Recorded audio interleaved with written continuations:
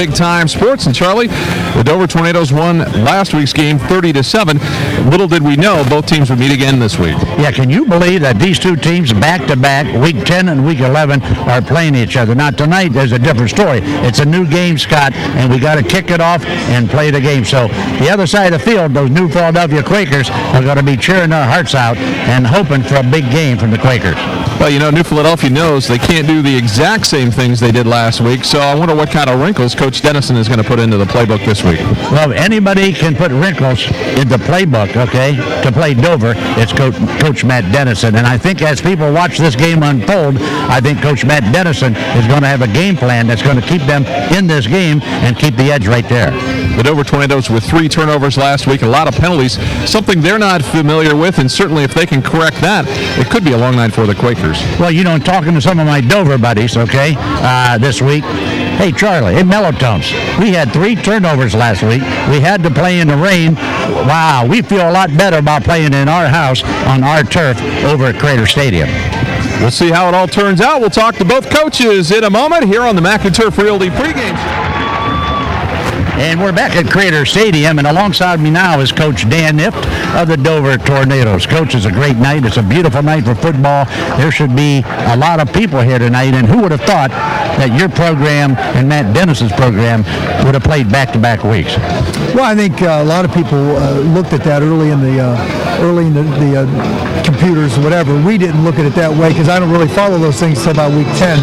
But it was interesting to see how that shook out. Coach, what's the difference in playing a team back-to-back? What's the difference from one week to another?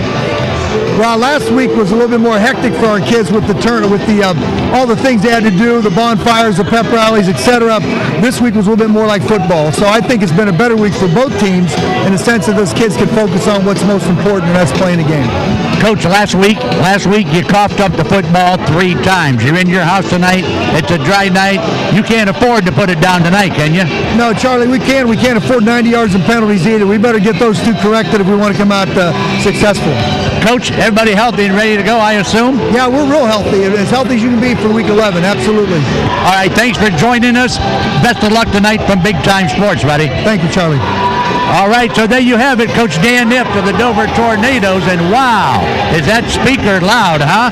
Unbelievable. We'll be back with Matt Dennison, and we're back at Crater Stadium. Alongside me now, Coach Matt Dennison of the new Philadelphia Quakers. Coach, last week over at Quaker Stadium, you had a lot of drives, okay? You were doing well on the ground, but you just didn't quite finish. I'm sure you talked about that this week. Yeah, we talked about we have to make some plays. We held the ball 70 plays last week, come up with 7 points. You can't do that and win a football game, especially against a quality opponent. And that's one thing that we spent a lot of time talking about this week. Coach, 1 week. It's unusual that you got to play each other back-to-back like this.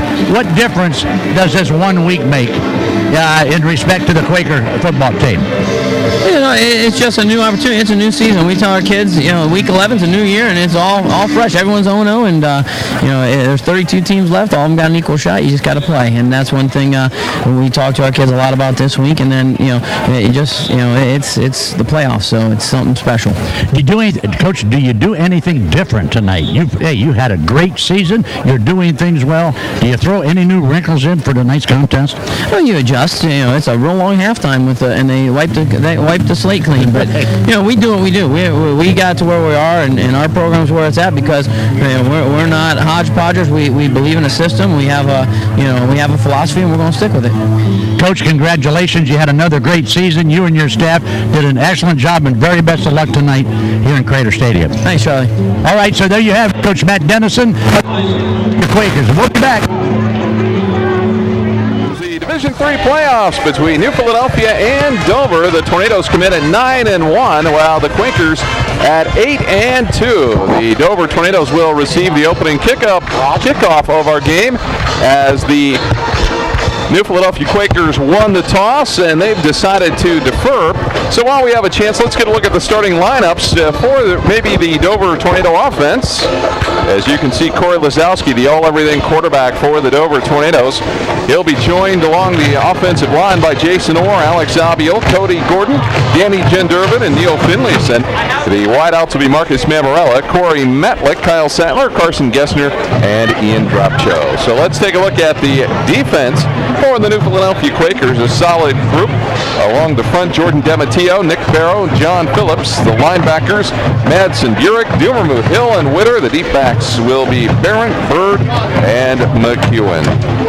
So we are just about ready to go with our first 12 minutes of action. And Charlie, we had a chance to see these two teams play last week, so it's a rare occurrence, maybe the first time ever, that they've played twice in one season. Well, and as Coach Matt Dennison, as we talked about in our pregame interview, you know, what kind of new wrinkles can you put in 1 week? What is the big difference from week to week? Now, will the Quaker kids respond? Will they answer the bell? Okay, they got beat last week.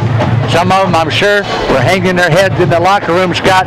But will the Quakers come in here tonight with that, you know, eye of the tiger and come here to play football? I think they will. I think Coach Matt Dennison will have them ready to play, so I'm looking for a good ball game this evening. As we take a look at some of the statistics for the Dover Tornadoes on the season, Corey Lazowski's had a pretty spectacular year as he has passed for more than 3,000 yards. And that's certainly nothing to sneeze about in total. About 3,200 yards, actually. 37 passing touchdowns for the Tornadoes in total. So it has been quite a season for the Dover Tornadoes.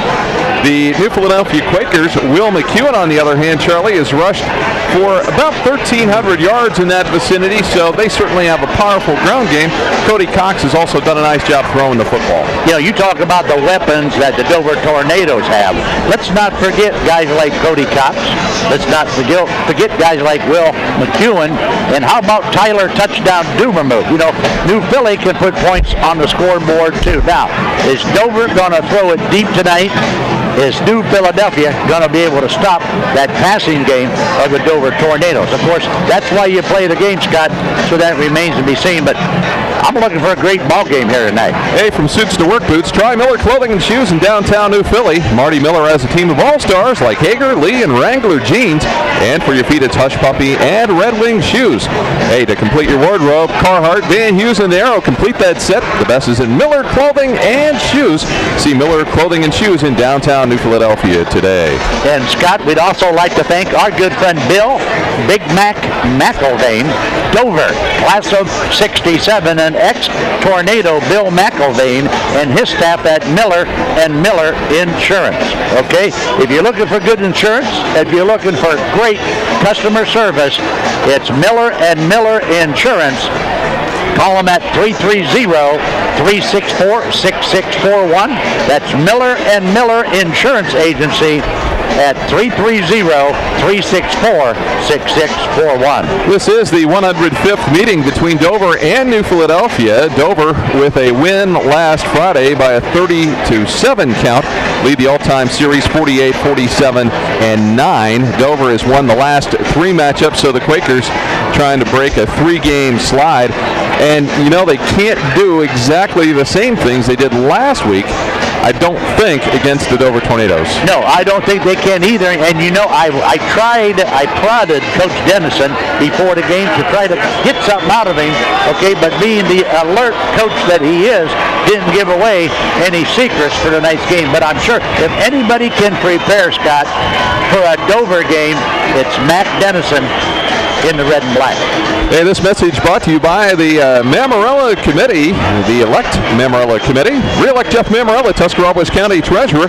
While Treasurer Jeff Mamarella has kept your tax dollars safe, he's earned the county $13 million in investment income, collected $16 million in delinquent taxes, has invested $30 million in local banks, implemented a prepayment program, and moved the collection date from June to July, giving the taxpayers an extra month to pay real estate taxes. Keep proven experienced leadership working for you. Vote for Mamarella on November 4th. Paid for by the Mamarella Committee. Kelly Fishley, Treasurer. As we see the Quakers coming out on the field, the Dover Tornadoes will join them here shortly as we're about 3 to 4 minutes away from kickoff of this one. And you've got to think last week they played at the home of the Quakers. We play at the home of the Tornadoes. How big of an advantage is that, Charlie? As Dan Hipp said in our pregame interview, and here come the Tornadoes, okay, out of the brick house, through the helmet, and into the contest. Here come them Tornadoes. Scott, Dan Hipp said, Charlie, I can guarantee you this, we will not commit 3 turnovers, and we will not commit 90 yards in penalties.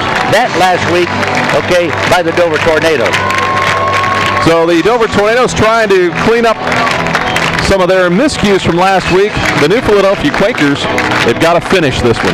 That's exactly right. Hey, they had their chances last week, and here again, Coach Dennison and I talked about that down on the sidelines tonight. Coach, you had good drives last week, but you didn't quite finish. Of course, he agreed with me. Charlie, we've worked on that this week. We've talked about that all week. We have got to finish to be in this ball game tonight. And Scott, as you can see there on your screen, Scott, here come the Dover Tornadoes, and a big, as you can imagine, Dover crowd here tonight in Crater Stadium. A little bit surprising the crowd isn't a little bit larger. There's a great crowd on hand, don't get me wrong, but there are a lot of empty seats. Yes, there are. I'm surprised, too. You know, they moved these bleachers over. A lot of these bleachers in the end zone came from Quaker Stadium over in New Philadelphia, and you know, a couple of these sections of bleachers in the end zones, they really didn't need. But here again, there's still going to be 6,000-7,000 people here tonight, Scott. So we are getting ready for the kickoff of our ball game. Right, and before we do, Scott, let's talk about Ryan Steyer for prosecutor. Need a tough, firm, and hard-working prosecutor? Why do criminals fear him? Ryan Steyer has experience and leadership we can trust and values we expect. Ryan Steyer is a leader among his peers, having served as president of the local bar association. Ryan Steyer will be available 24/7 to law enforcement because fighting crime is not a 9-to-5 job. We need a change in our prosecutor's office, and that's why we need Ryan Steyer as Tuscarawas County prosecutor. And Scott, that one, of course, paid for by the Ryan Steyer for prosecutor, Patricia Loader, treasurer. So we're about ready to go here with our kickoff as Andrew Sofer will kick it away for the Quakers. Dover's had a very good return team. Their special teams have been outstanding. The Quakers have done a good job as well. You know, the one point I talked about all day and even this week is the fact this isn't your typical 1 and 8 matchup, 1 versus 8 matchup in the playoffs. This is really something special. That's exactly right. And it's like we talked about, I was down at Quaker Stadium today walking my 2 miles, and I ran into some avid football fans, and as we talked, this is why you play the game. Dover and Philly back together again.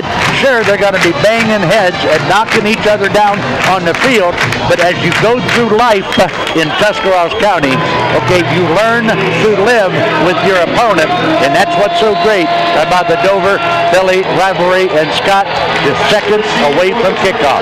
Ian Dropcho and Chico DeChira back deep for the Dover Tornadoes, easy for me to say, as we get ready to go here with the first 12 minutes of action. Sofer's kick, they're going to kick it away from DeChira over to Dropcho back at the 8, out to the 15, the 20, and down at the 24-yard line, and that's where the Dover Tornadoes are going to take it over, first down and 10.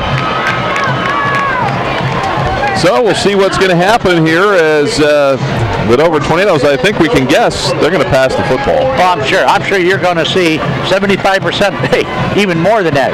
They'll throw the ball all over Crater Stadium tonight. Now, can the new Philly D put enough pressure on Lasowski? And when they put pressure on Lasowski, can they contain him? Can they keep him in the pocket? Because I'll tell you what, Lasowski is not only a smart quarterback, but he's got great, quick feet. We'll go with the 5 wideouts. Matlick and Sattler wide to the left. Dropcho, Gessner, and Mammarella wide to the right. Lasowski out of the shotgun. And we're going to get a quick 5 yards against the Quakers, so they blink first. Well, that time a little too anxious up front for the new Philadelphia defense. Dead ball. So that'll be a 5-yarder. 5-yard penalty. Still first down. It'll be first down and 5. as we are just underway with our ball game here between Dover and New Philadelphia. Tyler Dumermuth, that was pointed out this week that he's the first player that's actually played in 5 of these games. Wow. Now that's a record that's going to take a long time to get somebody to break that one. So first down and 5. Lisowski out of the shotgun. Ball at the Dover 29-yard line. Good rush by the Quakers. Lisowski gets it away. Intended for Matlick. It's incomplete. And the Tornadoes offensive line, a little bit of a breakdown there as the bull rush by Tyler Dumermuth puts Lisowski on his back on their first play from scrimmage. Well, you know, New Philly wants to make a statement, and they want to make a statement early. That's why Lisowski ended up on his back. Nice defense by Tyler Dumermuth. The Tornadoes on second down and 5. I think it's critical, Charlie, for the Quakers really to get off to a good start here in the first quarter. I think it's critical to keep Dover off of the field. New Philadelphia has got to play offense, and they got to play it most of the night to have any hope of winning this. To the outside, Matlick is out of bounds, didn't catch it in the field of play, and it'll be third down and 5.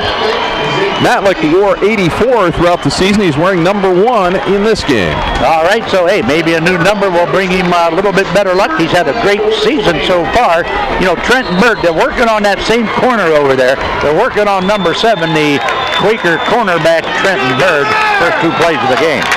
This has got a familiar feel to it. Last week, the Tornadoes, I believe, went 3 and out on their first series. So on third down and 5, Lisowski out of the shotgun.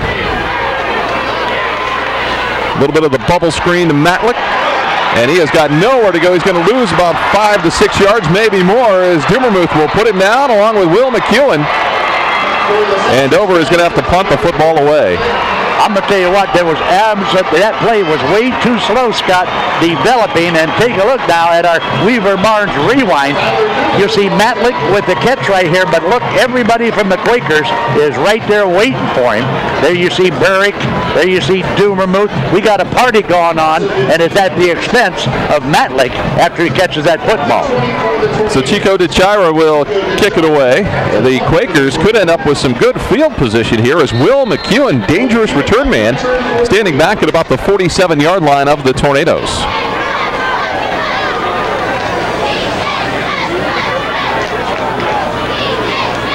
Good snap. Kick is away. Nice floating kick that's going to send McEwen back, clear back to his 40-yard line. He'll let it roll, and it'll be down back near the 38-yard line. So a great punt that got Dover out of a lot of trouble. Absolutely, Scott. About a 49-yard punt. Nice foot into that football. Let's see now what the new Philadelphia Quaker offense can do against that Dover defense. You know, they had the drive. We already talked about this, Scott, but New Philadelphia was able to move the football last week, but couldn't open the door. You know, Charlie, we also want to mention that the winner of this game will go on to play next Saturday night, and we are going to do everything we can to bring it to everybody on Big Time Sports. That's right, Scott. We'll be there no matter where it is, buddy. Big Time Sports crew and the boys from Prestige Creative Marketing, who do our video for us, will be there along with us. Cody Cox at the quarterback spot, rolling to his left. They'll go to the outside to Witter.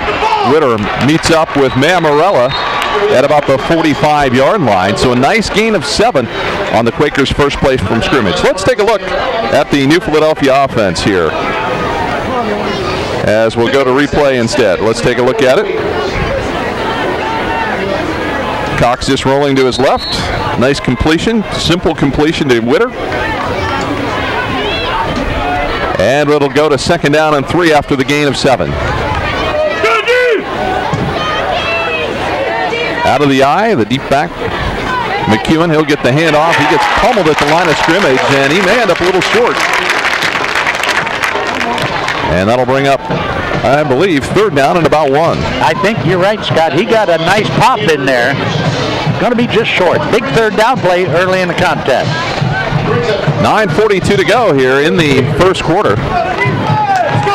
No score between Dover and New Philadelphia. It will be third and short at the Quaker 48-yard line. John Phillips, the fullback. McEwen the tailback. The handoff to McEwen. He'll have the first down, but Mamarella nails him at about the 49-yard line of the Tornadoes. So they get the first down, but they take the punishment with it. Yep, nice hit that time by Marcus Mamarella. So first down and 10, Quakers in Dover territory at the 48-yard line. Let's go, defense! You get a good look at Cody Cox. Quakers out of the eye. Dimmermuth to the bottom part of your screen. He'll drop back, man wide open, and it's going to be overthrown down at the 18-yard line. And the Quakers absolutely had touchdown written all over that as Trenton Bird had broke loose, and he was uncovered. Wow, Ian, hey, the closest defender was Ian Dropko, Scott, and I'll tell you what, he was about 3 steps behind that receiver, and you're right, that was a touchdown if he puts the ball on the number. He was absolutely wide open. Wow. And there's some talk that that's, Dover's weakness is the defensive secondary, and the Quakers might try and exploit that here. It's second down and 10. They look at the option. Cox has got nowhere to go, and he is taken down from behind by Christian If. It'll be third down and about 8. So the New Philadelphia Quakers facing third and long. And one thing they want to do is keep the Dover offense off the field. Wow, third and 8, Scott, from the 47. Let's see if Cox and the Quakers can answer the bell. Cox, draw play. He's not going to get anywhere near the first down, and he stopped at the 45-yard line. Quakers look like they're going to have to punt the football. Yeah, 77 Tyler Hawk, the big 235-pound junior, along with Chris Cecil, number 54, both the big dogs on the stop that time for the Tornado. Tyler Dimmermuth, I think, had a little game with us before the game, try to hit us punting, practice punting. Right, he was. I had to take one for you, but, you got to take one for the old guy, don't you? Got to take one for the guy that signs and checks. Chico DeChira and Ian Dropcho back around their own 10. DeChira is going to field it at about his own 11. Has a little bit of a lane to the 25, and that's where he'll be knocked down. Kyle Witter among those over there to make the stop for the New Philadelphia Quakers, and that will give the Tornadoes a first down and 10 with 7:36 to go here in the first quarter. Tornadoes did absolutely 0 on their first possession. Well, I don't know if it's, kind of like last week, as you said, Scott, 3 and out last week, 3 and out this week, but it's a different week, and the Quakers will take over at the 25-yard line. And as I look around the stadium, Scott, we got a nice crowd tonight, but like you say, we got a lot of empty seats, particularly in the end zones. So first down and 10 for the Tornadoes. Lisowski out of the shotgun. 3 to the right, 2 to the left, the short side of the field. Lisowski looks to the outside. Mamarella has it, but he is wrapped up in a hurry. Loss of 5.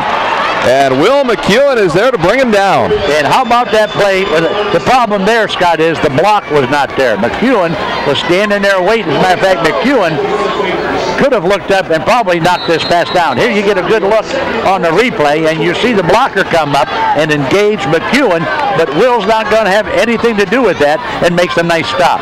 The quick pitch to DeChira. Has some running room, gets to the outside. If he gets loose, he could go all the way, and he stopped at the 48-yard line by Trenton Bird. A wrinkle to the Dover offense we haven't seen much this season. Now, Scott, was that a pass play? Wait a minute. That was an absolute lateral. Did Dover run the football? I know, they ran the football. Wow, can't believe it. But I'll tell you what, once Joey turned that corner, he turned on the afterburner, Scott, and it was a foot race. Great play call. DeChira this time to the other side. This looks like it's going to get broken up, and there'll be a loss on that. They went to the well too often on that one. Number 50, Jordan Demetrio, making the first stop in there. A big 6'4", 210-pound junior, Jordan Demetrio for the Quakers. Well, it'll be second down and 14 for the Dover Tornadoes, but they've got the best field position they've had, and that's near midfield at their own 48-yard line. Lazowski under pressure gets it to the outside. Matlick on the run into Quaker territory at the 48-yard line. So it'll be third down for the Dover Tornadoes, third and long. You know, I bet you I had 150 people before kickoff, Scott. Where is the game next week? Where's the game next week? Wow, what a question. There's a lot of places it could be because they're going to play, I believe, the winner of this game will play the winner of Canton South and Northwest, I believe. I think you're right, buddy.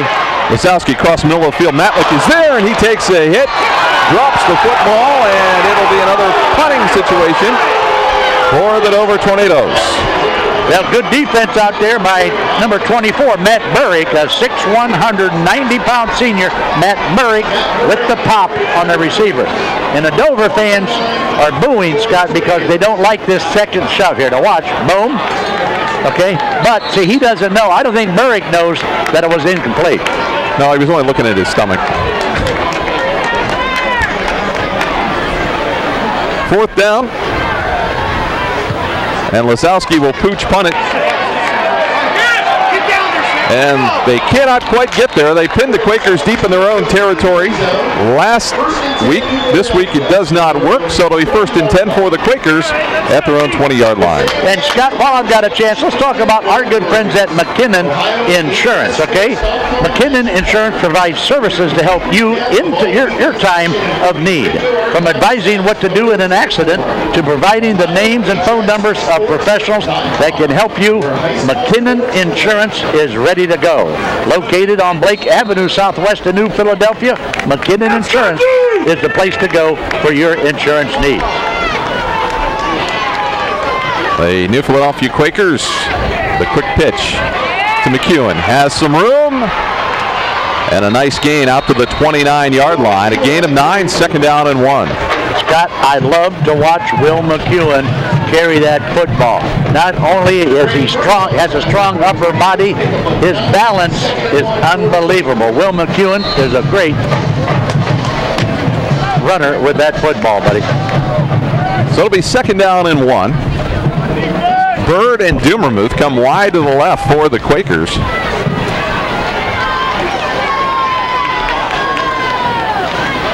Good down to go downfield. That's what they're going to do. They're going to launch it for Witter downfield. It's incomplete.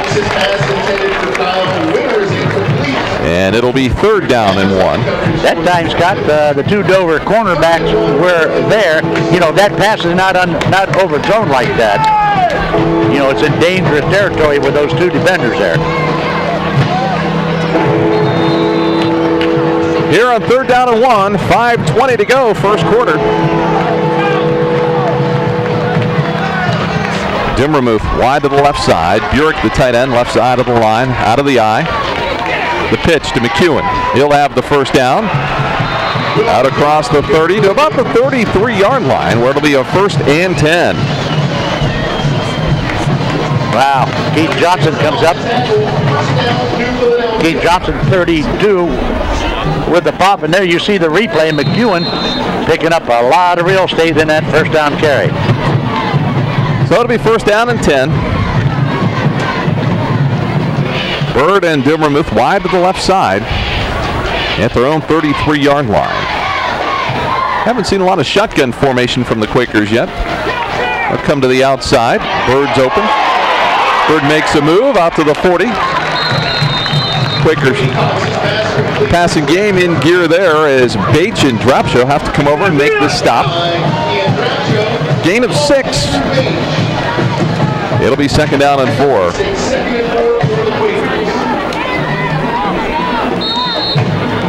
So the Quakers doing a nice job moving the ball offensively. They most certainly are. As a matter of fact, we have already seen a few wrinkles on the offensive side of the football for the Quakers. They're throwing downfield a little bit more than I'm used to.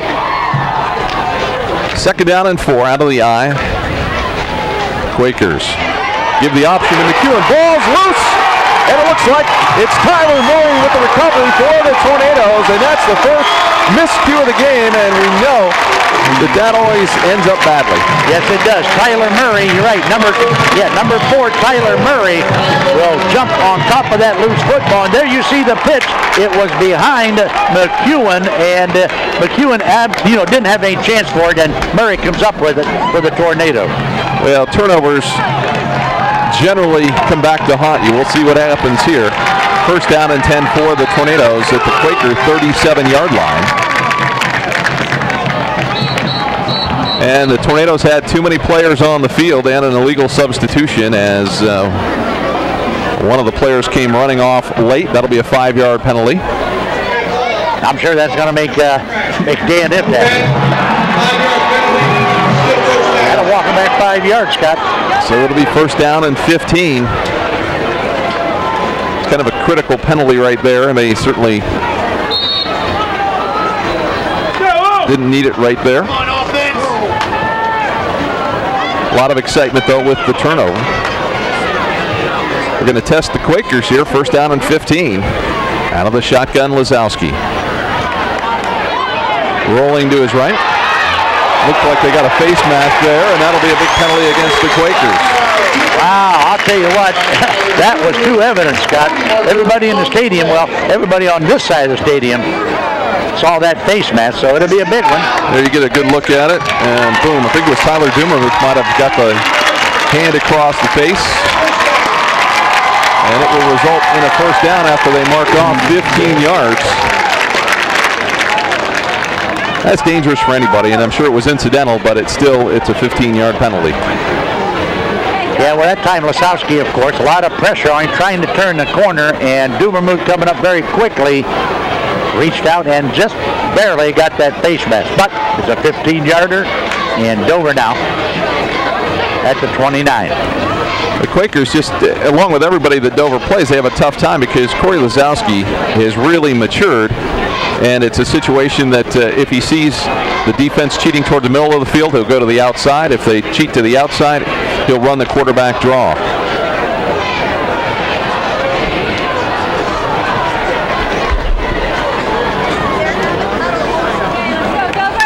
So it'll be first down and 10 at the New Philadelphia 29-yard line. The Dover Tornadoes with the football. The first real chance of the game here.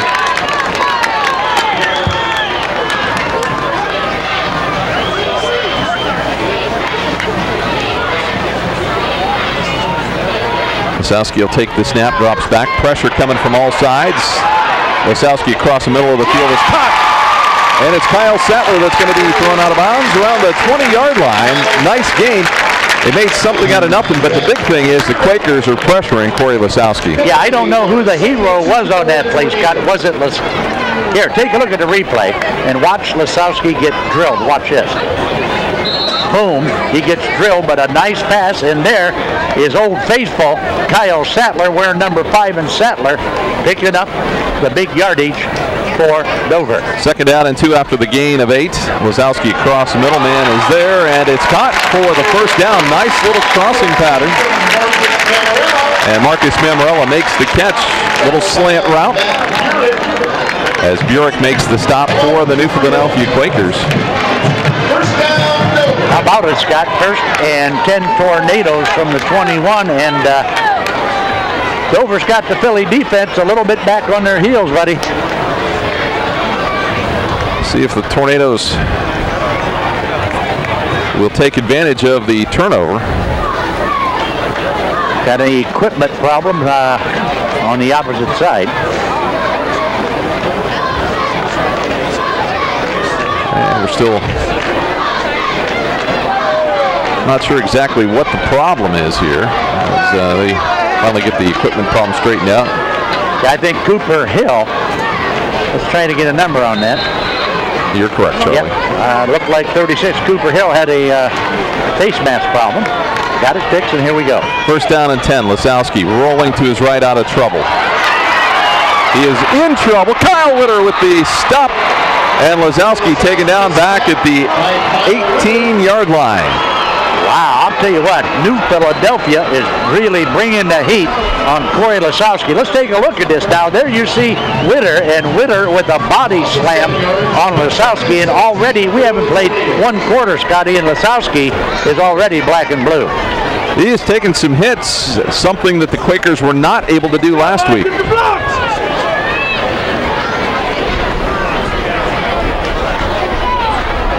Lasowski, he's going to run it this time. Down to the 10-yard line, cuts to the outside, to the 5, dives to the end zone, touchdown. Wow, how about Corey Lasowski shot on a 17-yard keeper. Touchdown time for the Tornadoes, baby.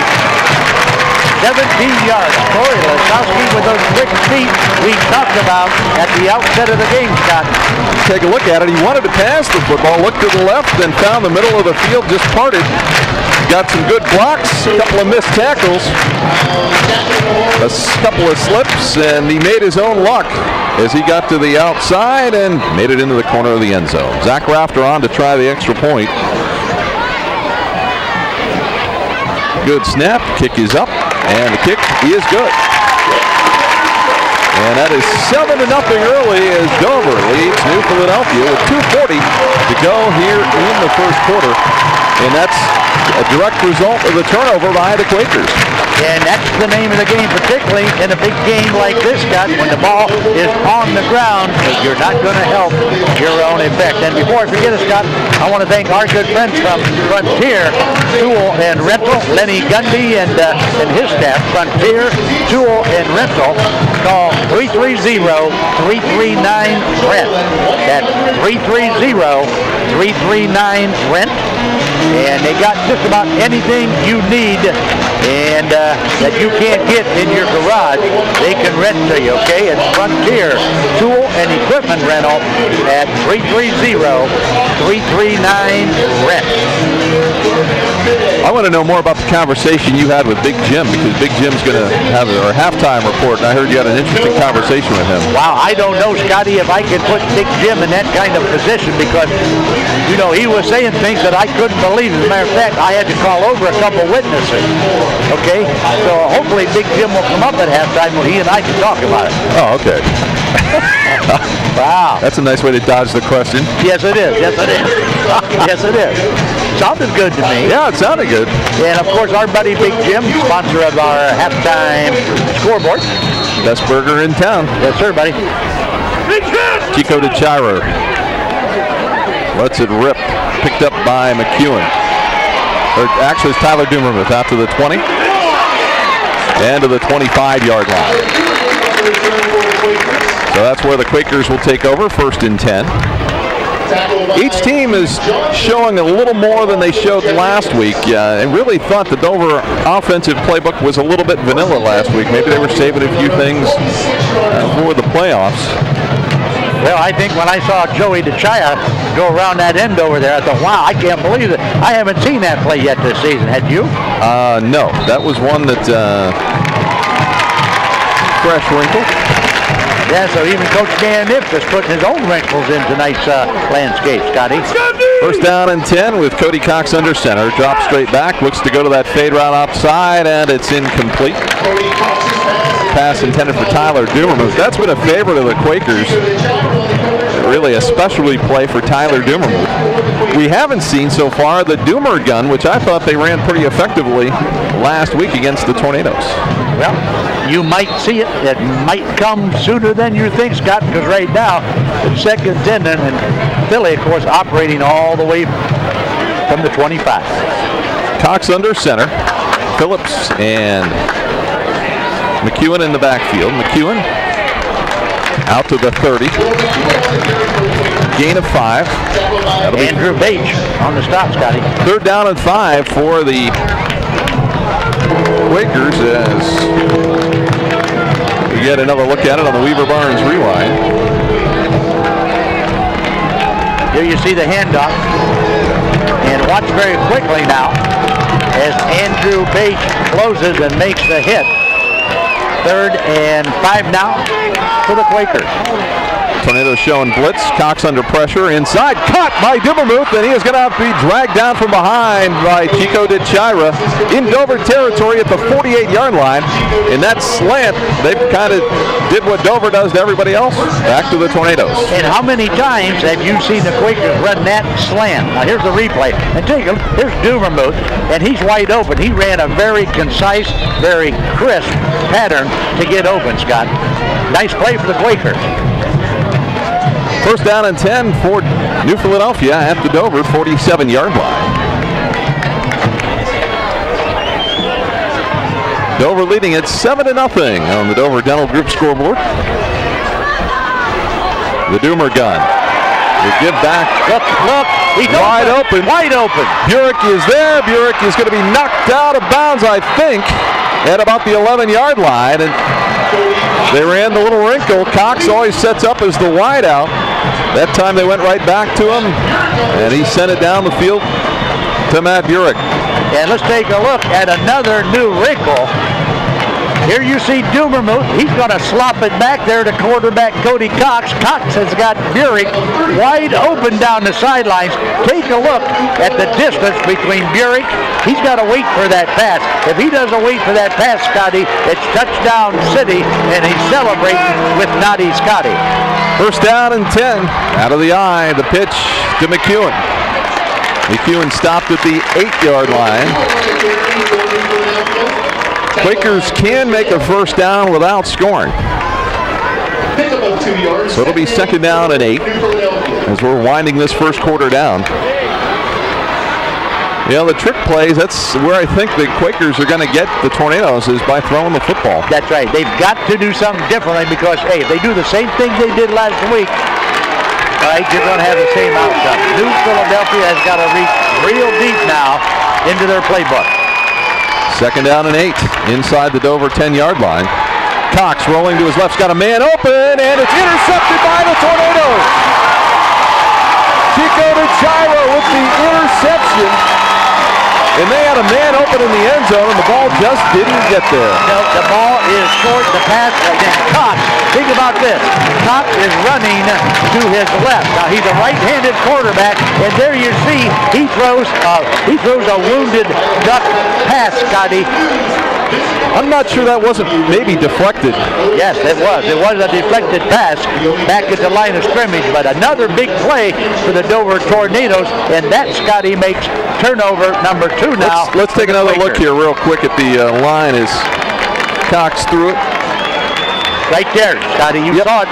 Big deflection that time by the Dover D. Dover has it first down and 10 at the 20-yard line. Wazowski under pressure, weaves his way through some traffic, might have picked up a couple of yards there. It'll be second down and 8 as the New Philadelphia defense able to hold tight there. The tackle made by Mike Anderson and Tyler Dubermuth. Scott, Coach Matt Dennis and I talked about finishing. So far tonight, they've been knocking on the door. They've been standing on the porch, okay, but they haven't got in the house. So I'm not sure if we're going to get this last play off as we're down to 1, and that's going to be it. We are at the end of 1 quarter of play with the Dover Tornadoes leading the New Philadelphia Quakers 7-0. Stay with us for more high school football action on Big Time Sports right after this. Second down and 8 for the Dover Tornadoes as we begin the second quarter of action. The Dover Tornadoes with the football at their own 22-yard line. Scott Robinson and Charlie Jones with you from Crater Stadium in Dover. First round of the Division III playoffs. Wazowski to the outside. DeChira has it. Slips into the grasp of Trenton Bird out to the 29-yard line. And it's going to be third down and about 1. Tornadoes will go to the hurry up. Brings up 3rd and 1 for the Tornadoes.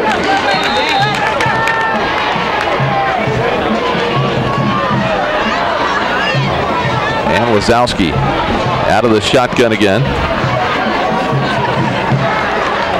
7-0, Dover with the lead over New Philadelphia.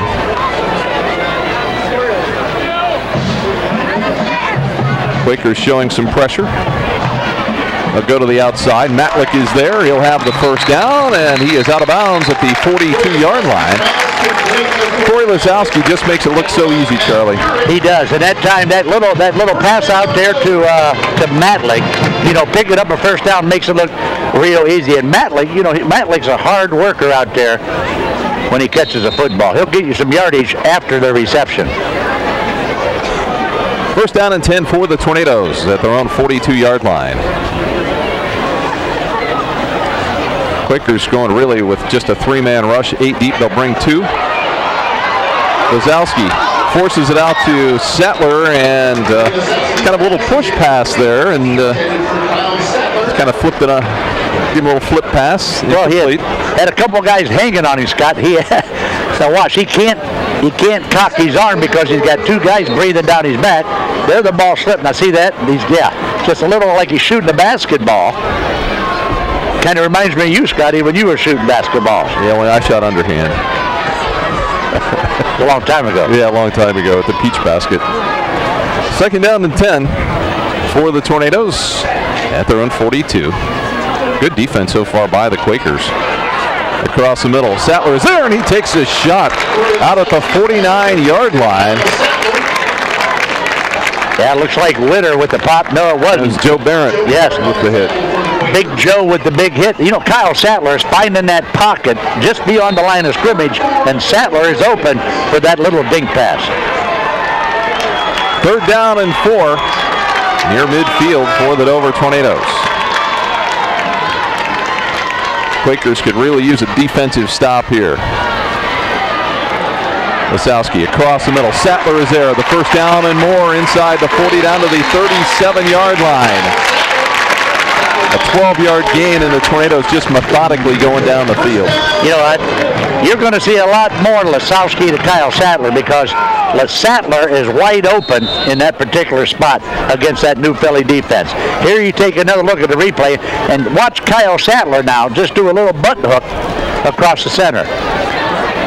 Let's go to first down to the outside. Matlick slips past a couple of defenders, tries to get a couple extra yards down to the 20. And that another nice gain. And another first down and 10 for the Tornadoes.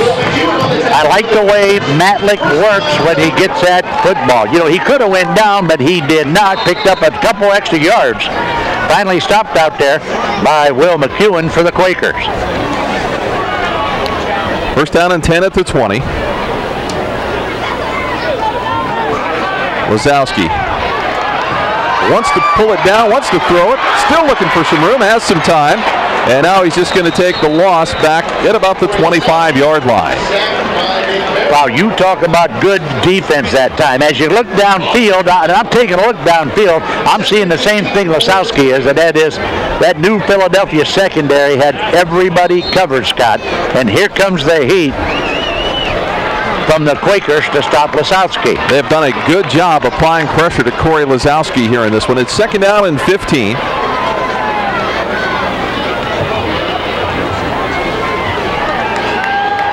Lazowski with some pressure. In trouble. Got it away to Matlick. Matlick with some running room to the outside makes something out of nothing. A dangerous pass that the Tornadoes turn into some extra yards. And that's why Corey Lazowski is such a good quarterback. Not only can he throw the football, Scott, but watch him now. Watch him get rid of this football. He can see the whole field. Even when he's in trouble, he spots his receiver, Matlick. And Matlick, of course, taking it all the way down to the 16. Third down and 7 for the Tornadoes at the Quaker 16-yard line.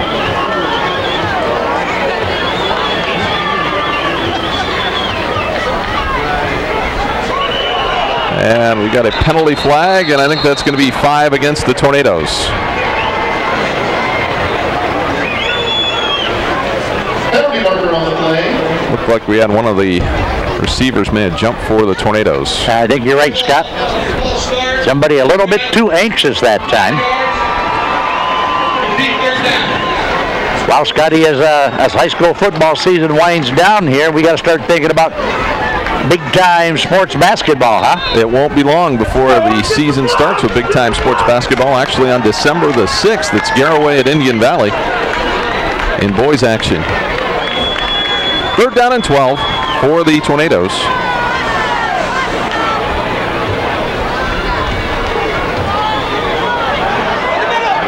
Lazowski cross the middle. Matlick there.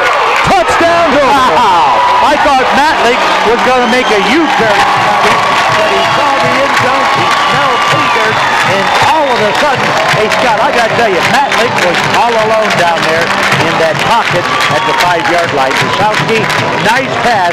Touchdown time for the Dover Tornadoes. Well, it's the same play that they ran last week for a touchdown.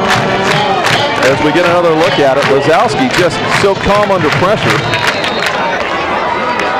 As Zach Rafter comes on when we return to action here. As the extra point is good. And it is 14-0.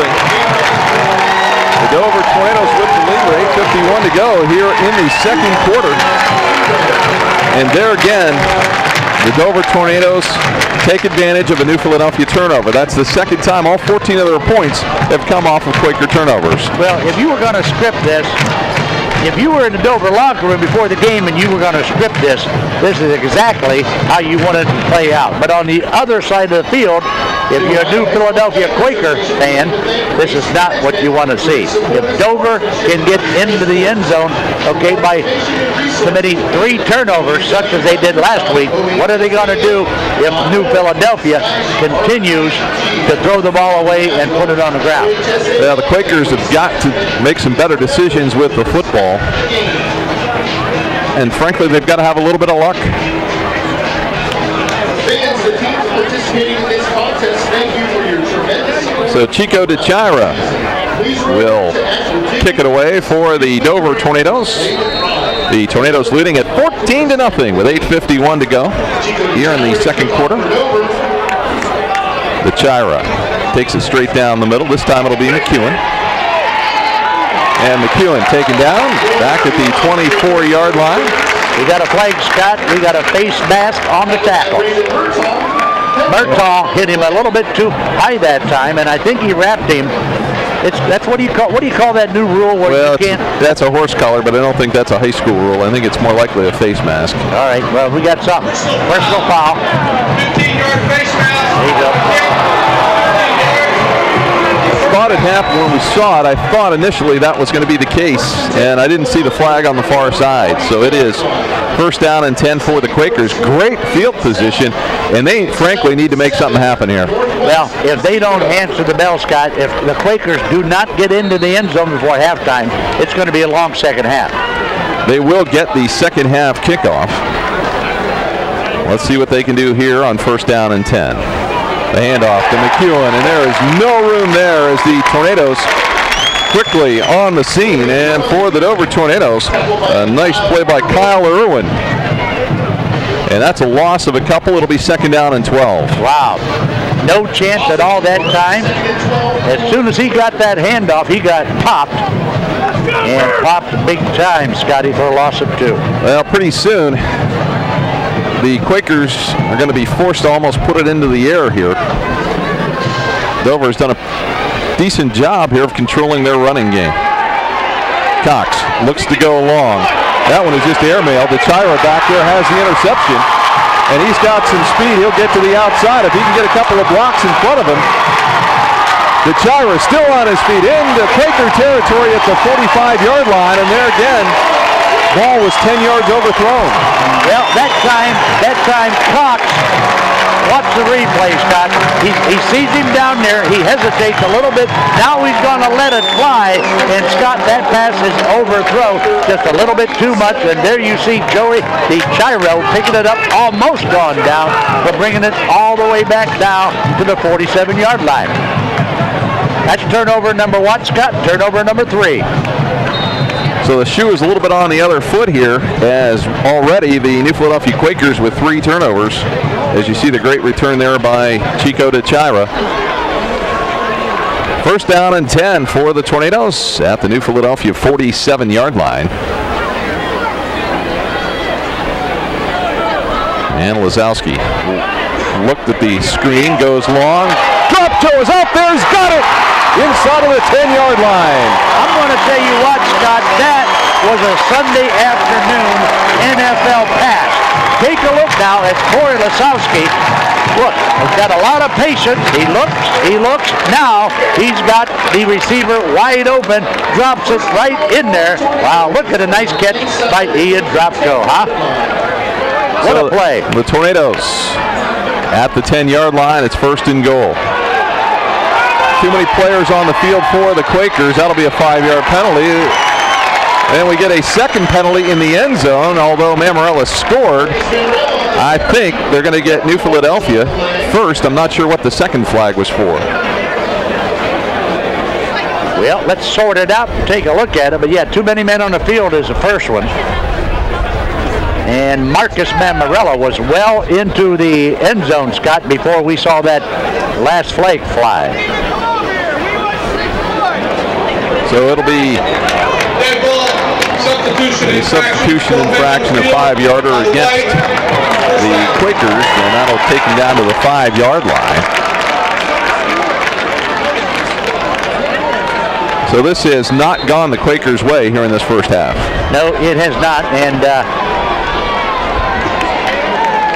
that Philly D has really got to tighten up right now and keep Dover out of this end zone on this drive.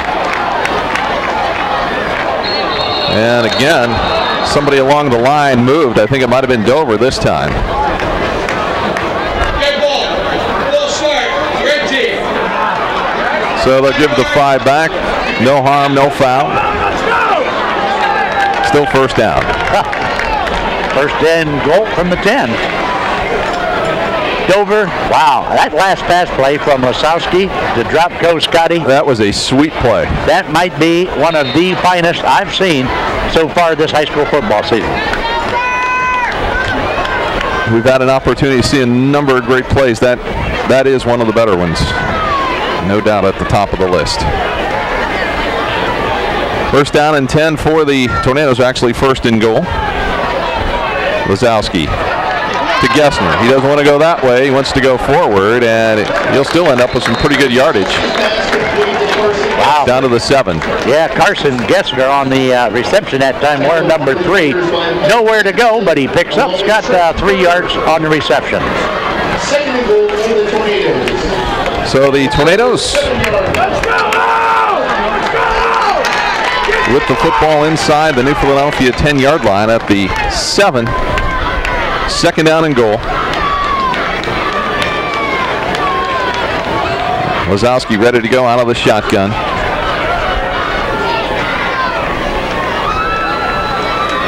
In motion, the handoff to DeChira. Inside the 5, still on his feet, dives toward the end zone. He's down at the 1-yard line. Wow, I'll tell you what, Scott, I hope we got a field camera down there on that little beauty. I see Andrew Wilsterman standing right there at the pylon. Let's take another look, because I thought he extended the football and broke the plane right in front of that pylon. Now let's take a look. Nice bit of running. Boom, he's going to get hit. He's going to get, now watch this. Watch him reach. Oh, wow. That's close. Yes, that was a touchdown. Mammarella, touchdown! As we return to live action, and the Tornadoes score again with 6:19 to go here in the second quarter. 6:19, a 2-yard run by Marcus Mammarella. 20 points on the board, and we haven't played one half of football yet. Zach Rafter on to try another extra points for the Tornadoes.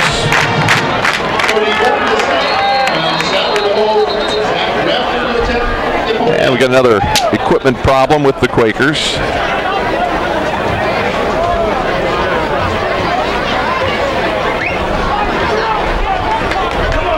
And I'll tell you, I thought the way that New Philadelphia's defense was playing early on, I thought they really had found something against the Tornadoes. I agree, Scott, but I'll tell you what, big plays have really hurt the Quakers so far in this contest. The kick is up, and the kick is good. Ricocheted off the upright.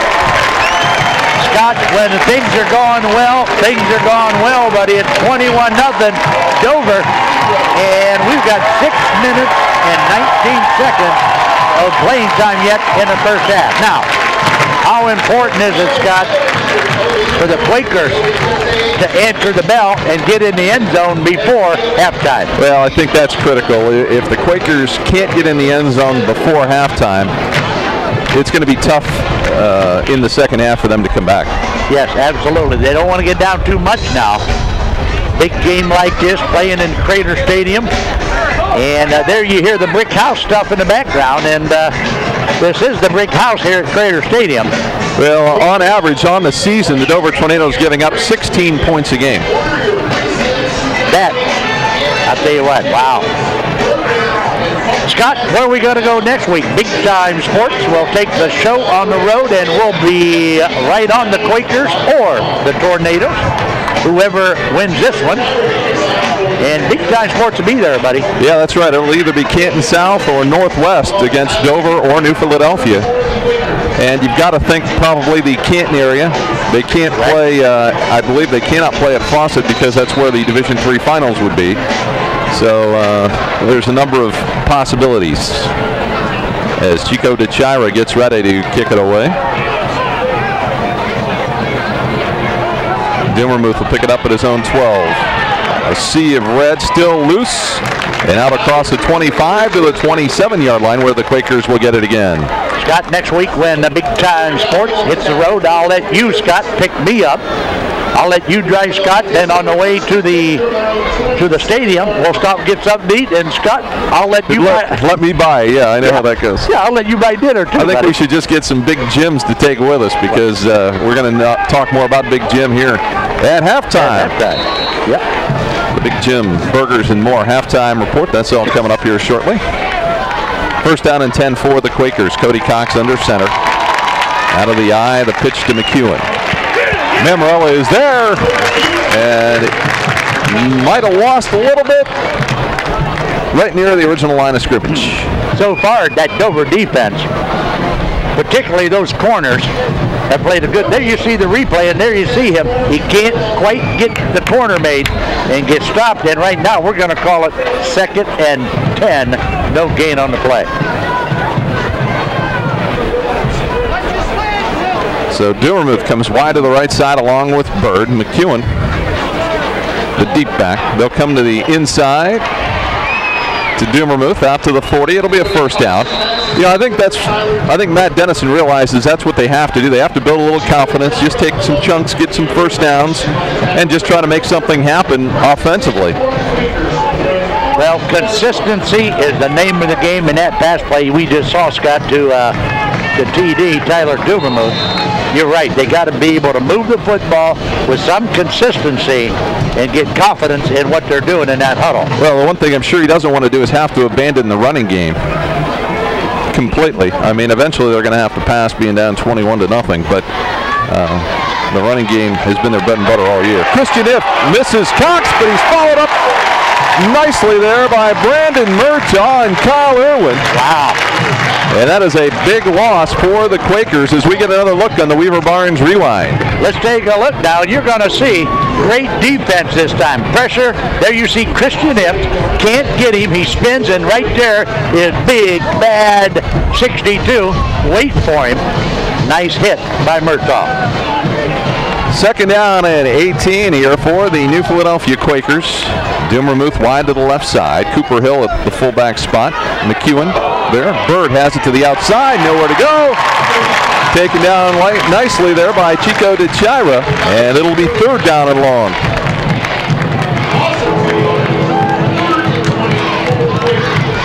So third and 19 for New Philadelphia. And now they got a tough decision to make. Should they pass the ball and stop the clock if they didn't get the first down? They give Dover a lot of time. If they run, they don't make it. Either way, Dover could potentially get the ball back with lots of time if the Quakers can't convert here on 3rd and 20. I think you got to throw it downfield, Scott. You got to put the ball in the air. Knocked away there by Ricky Maz as he had coverage on Matt Burek. And it will be 4th down. You know, that time Cody Cox right on the money. A nice pass by quarterback Cody Cox, but good defense, okay, by the corners of the Dover Tornadoes. Tyler Dewermuth will punt for the Quakers. Sattler and DeChira back deep at about their own 32-yard line.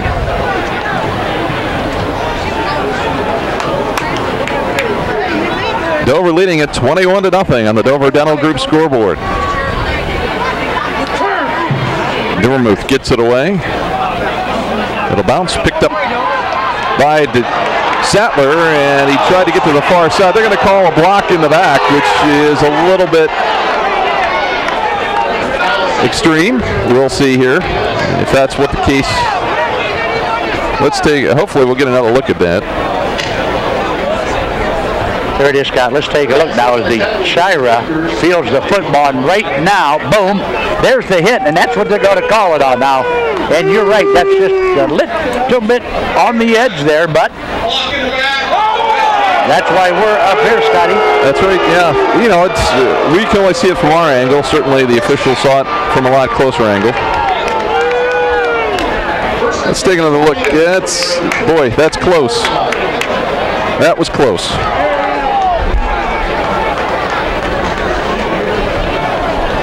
Good for you if you're a Quaker fan. That's exactly right. But, Scott, there's 3:44 to play in the first half. Dover's already up 21, and ask me what you're going to see on this series. I think you're going to see Corey Lisowski pass the ball, and they're going to go for another score here if they can get one. That's exactly right. You're going to throw it downfield this whole series.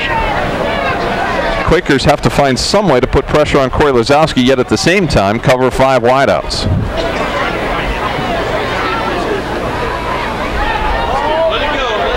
To the outside, Matlick at the 35, and Witter is going to pull him down.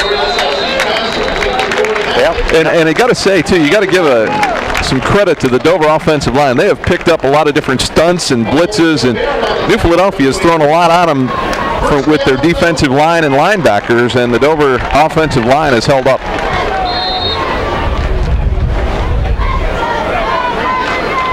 First down and 10 for the Tornadoes.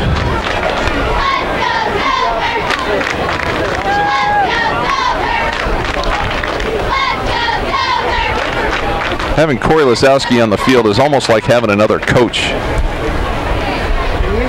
Absolutely right, buddy. First down and 10. Sattler slips one tackle out to the 40, the 45, and finally knocked out of bounds. Are you telling me we don't have a flag on that? That's unbelievable. That is absolutely unbelievable. That was vicious. Dan Ift is down there on those officials, and I can't blame him. I love Dover. I love New Philly, but wow. I'm going to tell you what, Scott. Take a look at it here. Kyle Sattler, right there. Now here it comes. I'm not so sure that was it was a hard hit. I'm not so sure that he was necessarily out of bounds when he got whacked from behind. Yeah, well, no, I'm not saying it was intentional. I'm just saying the hit was there. Yeah. I'm sure it wasn't intentional. First down and 10 for the Quakers at the 47-yard line.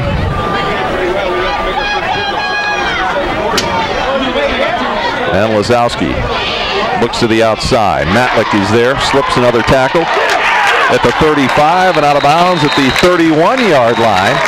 Another gain of 16, another first down for the Tornadoes. And the Tornado offense is hitting on all cylinders. Well, they most certainly are, Scott. With Kyle Witter, number 45, along with Matt Burek, having to come up and make that stop now. Quaker defense has got to rise to the occasion here and slam the door now on Dover here late in the first half. So first down and 10 at the 31-yard line of the Quakers. DeChira in motion. They'll pitch it to DeChira. And he's still on his feet. He just needs to drop down. Not going to gain much there. Maybe loss of a yard. The Tornadoes have kind of worn the surprise out of that one, I think. I think they have too. I think New Philly is just waiting for that play and stretches it out so well they can make that stop over there on the corner. Second down and 11 for the Dover Tornadoes. Clock rolling, 2:26 to go. Tornadoes on top, 21-0. They're at the Dover's at the Quaker 32-yard line with second down and 11.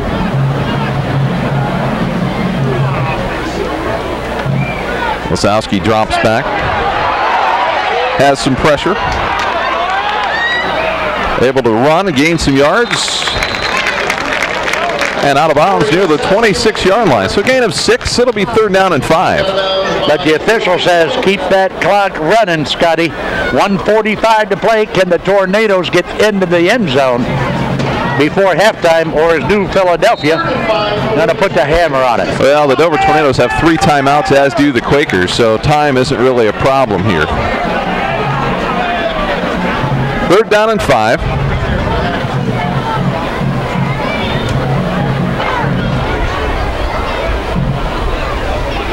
Lisowski will take the snap. Across the middle. Mammarella has it, and more. At the 10, slips to the outside at the 5. Touchdown, Dover. I tell you what, Marcus Mammarella shows you why he is a big-time, big-game player. Marcus Mammarella, watch this. Lisowski is going to look, is going to wait. Nice pass to Marcus Mammarella.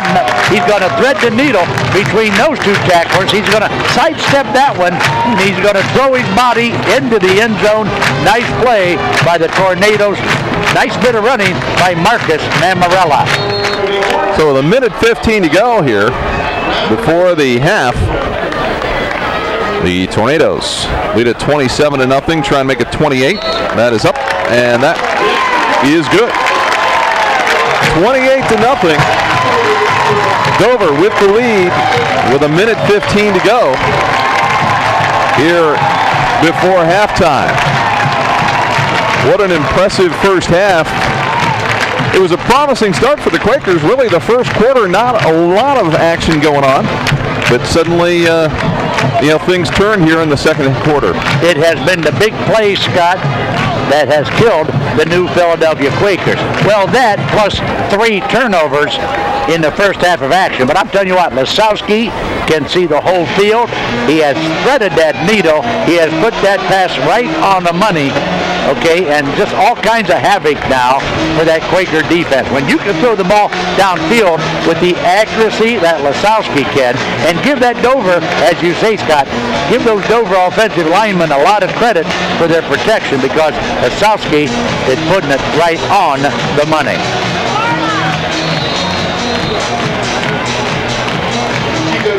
Chico DeChira kicks it away.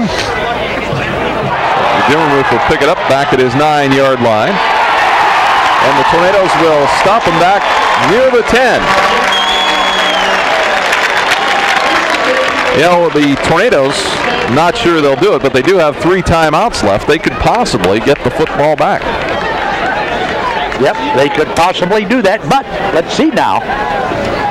If they can hold, if they can hold the Quakers, they may opt to. It doesn't take them long to score with their offense, so we'll see how greedy they are. They're up 28-0 right now as we get closer to halftime.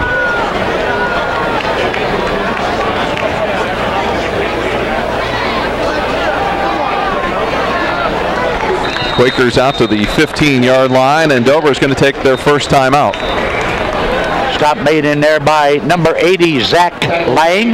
Yeah, Zach Lang it is on the stop down there for the Dover Tornadoes. And 1:02 to play, Scotty, and coming up real soon now, Big Jim's halftime report. Yeah, it won't be long, but first, what if there was one number you could call in the event that the unexpected occurs? A fire, an accident, or a burglary can turn your world upside down. At McKinnon Insurance, their specially trained representatives can help guide you through the process of getting everything back to normal. Purchasing insurance shouldn't be a difficult decision, and if you're uncertain about your current coverage and would like straightforward answers, visit the fully licensed professional staff at McKinnon Insurance. For your auto, home, business, health, or life insurance needs, call or visit Joel, Kevin, Andy, or Tamara. That's McKinnon Insurance at 330-339-3431. our good friend Scotty from McKinnon Insurance on the south side of New Philadelphia.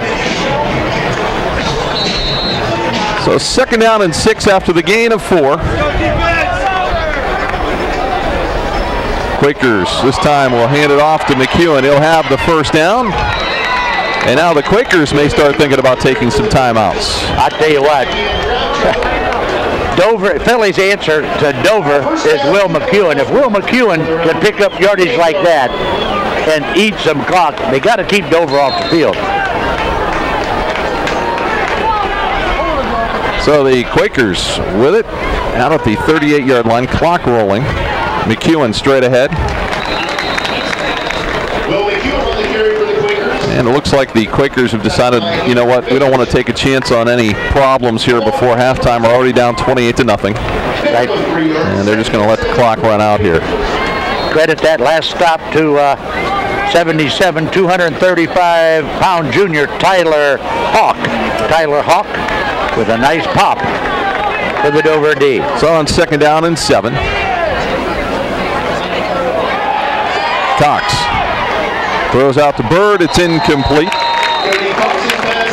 And that stops the clock with 11 seconds to go here in the half. 3rd and 7 for the Quakers. So 3rd down. Dover leading it after a very impressive first half. They scored once in the first quarter, a 17-yard run by Corey Lisowski. In the second quarter, 2 touchdown passes by Lisowski, one to Mamarella, one to Matlick, and a 2-yard run by Marcus Mamarella have accounted for all the scoring. McEwen gets to the outside. Wow. And down to the 38-yard line. And now the Quakers will take a quick timeout with 4 seconds to go.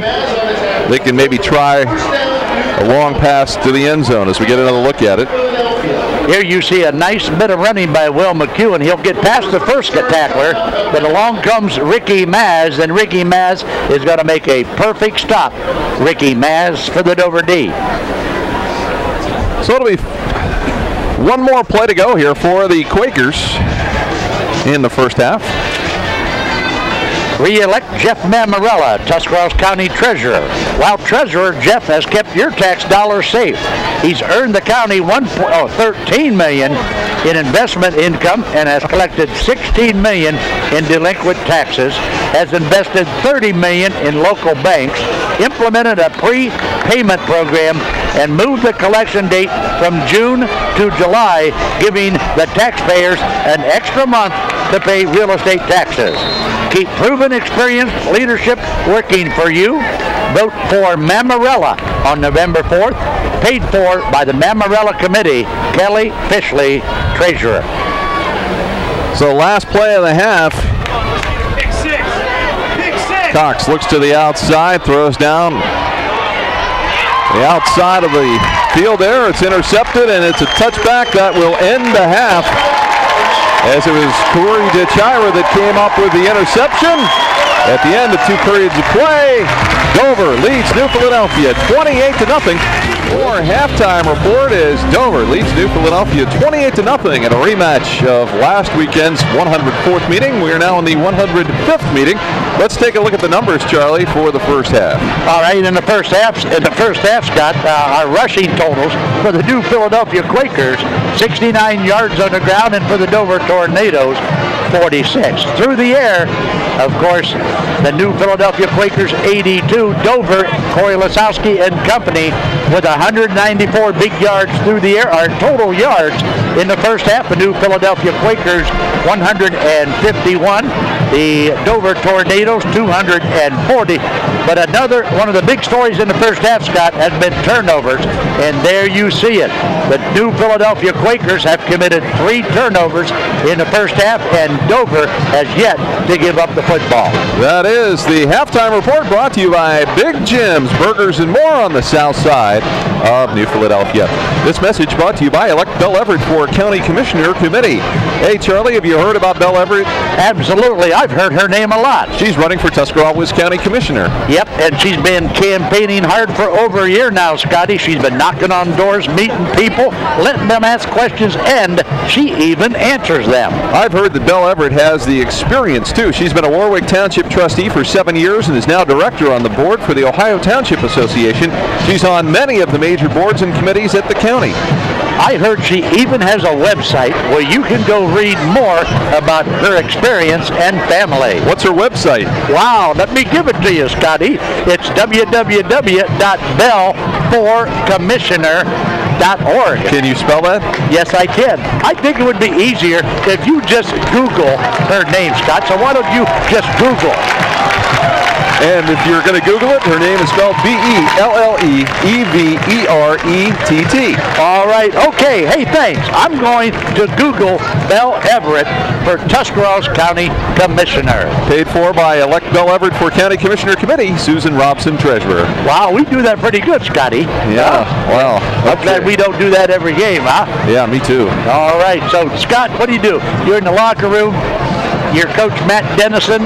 You gather your coaching staff. You say, okay, guys, what have we got yet to pull out of our bag of tricks? Well, what they did is they probably put everything they've got into this first drive when they get the football here, because if they don't put 7 on the board on this drive, it could be a long night for the Quakers.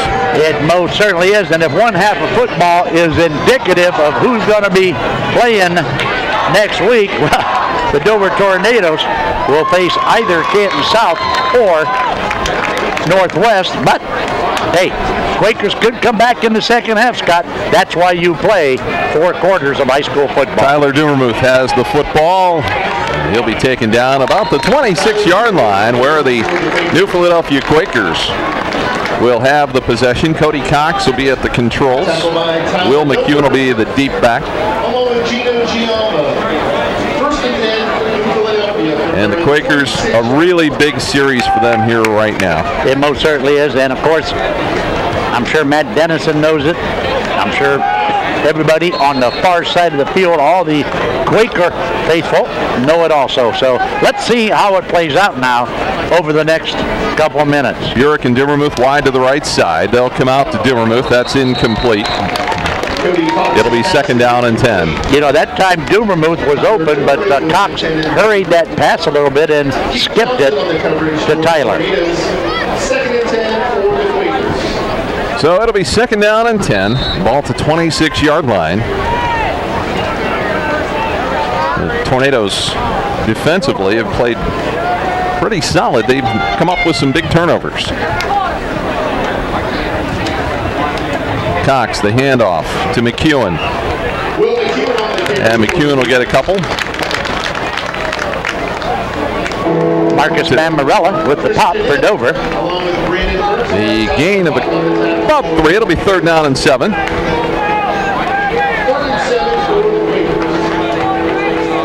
So here you have the first test here coming right out at halftime. New Philadelphia immediately faced with a 3rd and long. Might want to watch the tight end Witter here on 3rd down and 7.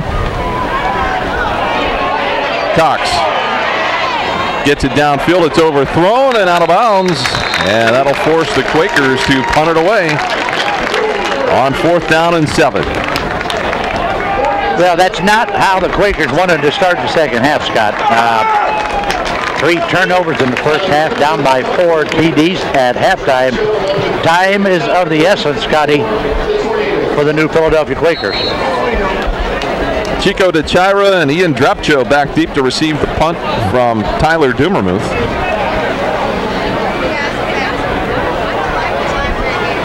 Good snap. Kick is away. Drapcho's going to take it. It's 35 to the 40 and out to about the 42-yard line, where Dover will have it 1st down and 10. Now, Scott, you said that the second guy back with Drapko was DiCero, okay? But let's get something down right now. His first name, okay, Is not Joey. Oh, it's not? Yes, it is. Tell me it's Joey. I've been calling him Joey all year. I'm going to have to apologize to his mother so she doesn't hurt you anymore, Scott, when you go in to get your back worked on. That's right. See, Right? now that's good. Yes. So it is Corey DiCaro. Yes. Okay, I got it. 1 out of 2 is not bad. Not bad. First down and 10 for the Tornadoes. Lisowski out of the shotgun. Pass out to DiCiro. The 50, the 45, gets loose, down to the 35 and down to the 27-yard line before he's brought down by Will McEwen. How about Corey DiCiro? You know, that's the perfect play for Lisowski. Take a look at this. DiCiro is going to pick it about the 43. A nice bit of running here on our Weaver Barnes replay. Big gainer now for the Tornadoes all the way down to the Quaker 27. Well, DiCiro came off with maybe a stinger on that shoulder. And now we have some movement along the line. And you know, for the Tornadoes right now, they need to start thinking about the fact that they really don't want to get anybody hurt. Well, one of these teams is going to live, Scott, to fight another day, and that day is going to come 1 week. It's going to be next Saturday night, and of course we don't know. Please reset the clock to 10:36. 10:36. Wow. The clock. Yes. Yeah. 19 seconds difference, buddy. Huh? Oops. Look on the scoreboard. It says oops. So it'll be first down and 5 after the penalty against the Quakers.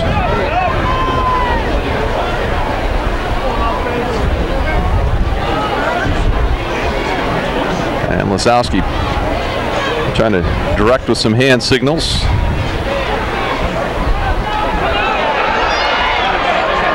Lisowski gets to the outside. He's just going to take it to the sideline. Gets back to the line of scrimmage, and it'll be second down and 5. He's smart enough to know, hey, let's just save the down, save the possession, and let's get it out of bounds and regroup. Corey Lisowski was made, Scott, to run this type of an offense. And what a great job Lisowski does for this Quaker offense. Second down and a long 5. Lisowski across the middle, penalty flag down. Sattler's got the football down to the 2-yard line, but I'm going to guess there's going to be some holding on the Tornadoes. And I'm going to bet that your guess is correct because that flag was thrown right there at the line of scrimmage. As we get another look at it. Because this was a great pass to Kyle Sattler, and Sattler making a nice cut, trying to find pay dirt, but gets stopped at about the 2-yard line, but bring it back and snap it again. So the Tornadoes will get backed up all the way to their 36-yard line.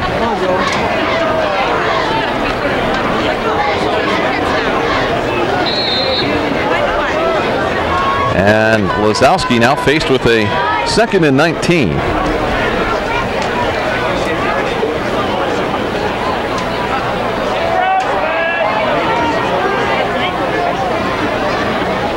It's like a traffic cop back there directing traffic, Scott.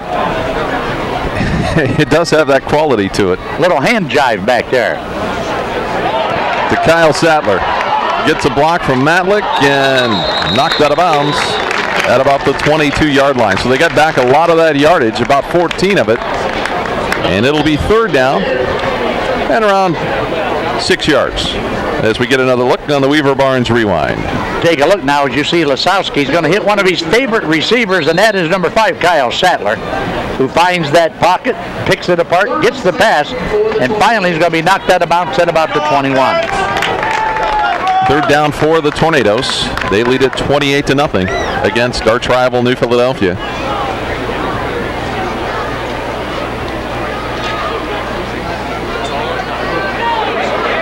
Across the middle, man's there. Gessner has it, and the first down And that ball's going to be spotted inside the 10-yard line, and the Tornadoes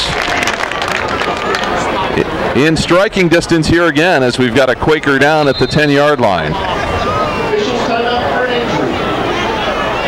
Let's see if we can't get a number on that.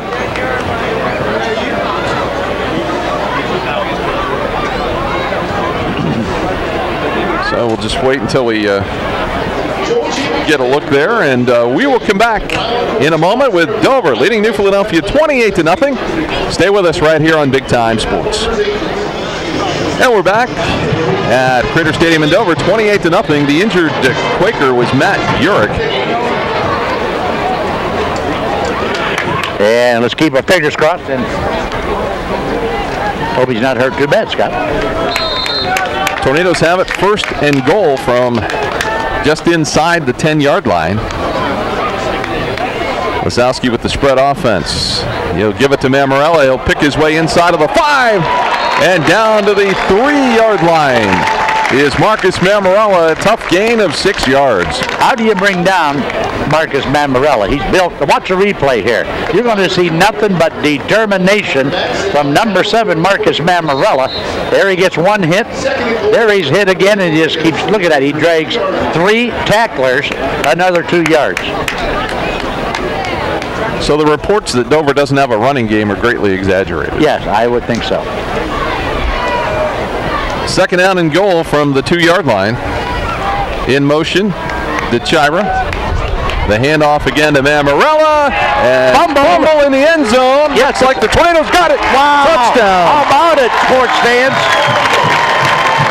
That's when you know it's going good. Looked like it was Ian Drapcho that came out of there with it. Yes, it was. It was Ian Drapcho, Scott, and when it rains, it pours. See, Marcus Mammarella tossed it up right at the goal line. There you see Elise football, and Drapcho covers it like a blanket, Scotty, and all of a sudden, it's 34-0. So Rafter on to try the extra point again. High snap, kick is up, and a kick is good. So it is 35-0. New Philadelphia trailing Dover here in the third quarter with 8:40 to go. And Scott, I think there you get a good shot of the Dover cheerleaders. And a nice job they do, as well as the New Philadelphia cheerleaders. Both squads do a great job for their respective teams. How about our good friend Scotty from McKinnon Insurance, buddy? Oh yeah, McKinnon Insurance. If you need any help with your life insurance, health insurance, auto, or casualty, property, you name it, McKinnon Insurance on the south side of New Philadelphia certainly can answer all of your needs. And coming up right after the game, Scotty, is our Idlewiser Inn wrap-up report, right? And we'll have a Manor Restaurant MVP. Wow, every time I talk about the Manor, Scotty, the old belly just starts a grumbling. Now, Scotty, I know you've been on this diet. And by the way, Scotty, should I call you Twiggy or Scotty? I think Scotty's fine for now. Okay. Barrett's going to pick it up to the 40-yard line, and he is thrown down there by Tyler Murray. And the Quakers with good field position.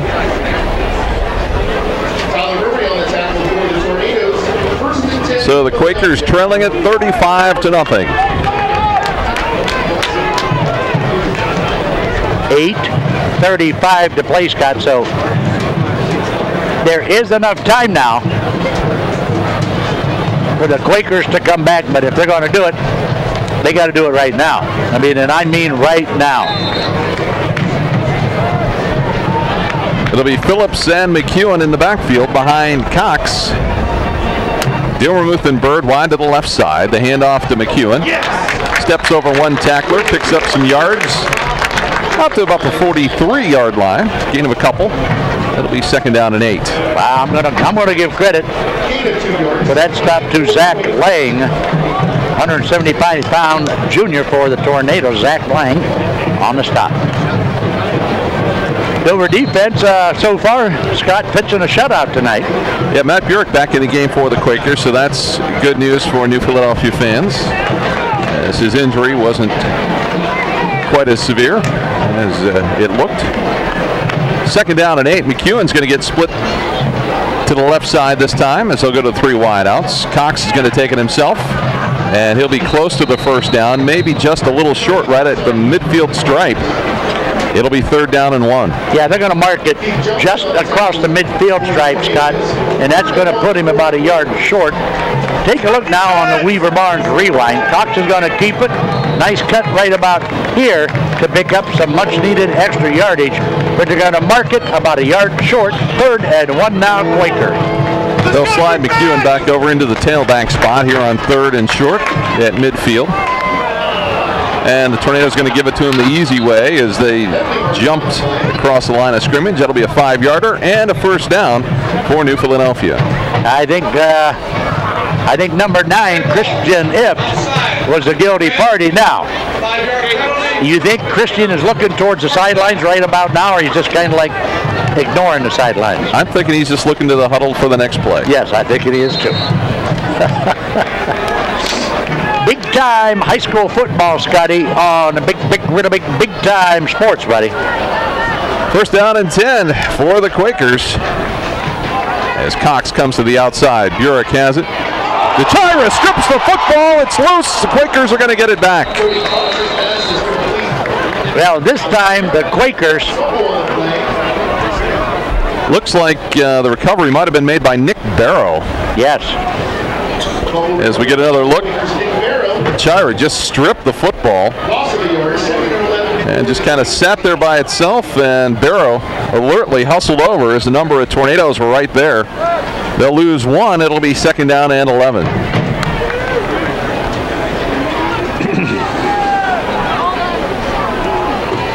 Phillips in the backfield with Cox. They'll look to the outside. Nearly intercepted and caught then by Cox again. That's the second week in a row he's caught his own pass. He did. Stolen away by Ricky Maz. Unbelievable. Maz down the left side. He's got a fleet of blockers. He's going to take it all the way for the touchdown. And we've got to see that one again. That's the best play of the year. Wow, I'll tell you what, this one is for the highlight reel, football fans. 4 different scenarios unfold and develop on this play. Scotty, let's take a look at this, buddy. Here's Cox with the football. He's going to roll left. He's going to throw it to his halfback. It's deflected, okay? Cox gets it back again. This time he is going to be hit. Now watch this. Watch Ricky Maz. Look, takes it right. He picks his pocket, and he's off to the races, baby. He's got his hand all the way down Cox's pocket and brings it back up for the touchdown. 47 yards. The extra point is good by Rafter. And that one is one of the oddest plays I've seen maybe ever. As it's 42-0. The Dover Tornadoes with the lead, 6:08 to go here in the 3rd quarter. Wow. And if there was any question, let there be none now that the Dover Tornadoes are going to advance next week. Well, I would say that, you can warm up the bus, Scott, put the dogs in the truck. Watch this. This is one of the most unusual plays. If you're a high school football fan, you got to like this play anyway, okay? Look at that. Stripped by Ricky Maz. Ricky Maz is going to take it all the way into the end zone for a touchdown. And Scott, what do you do when it's 42-0? Well, you just do what you've done all, try and put some points on the board, get the goose egg off, set some small goals for yourself, and see if you can maybe put 14, 21 points on the board here before the end of the game. And they're starting to trickle now. There are some fans with their blankets in their hands, in their arms, and they are starting to head for the exit, buddy.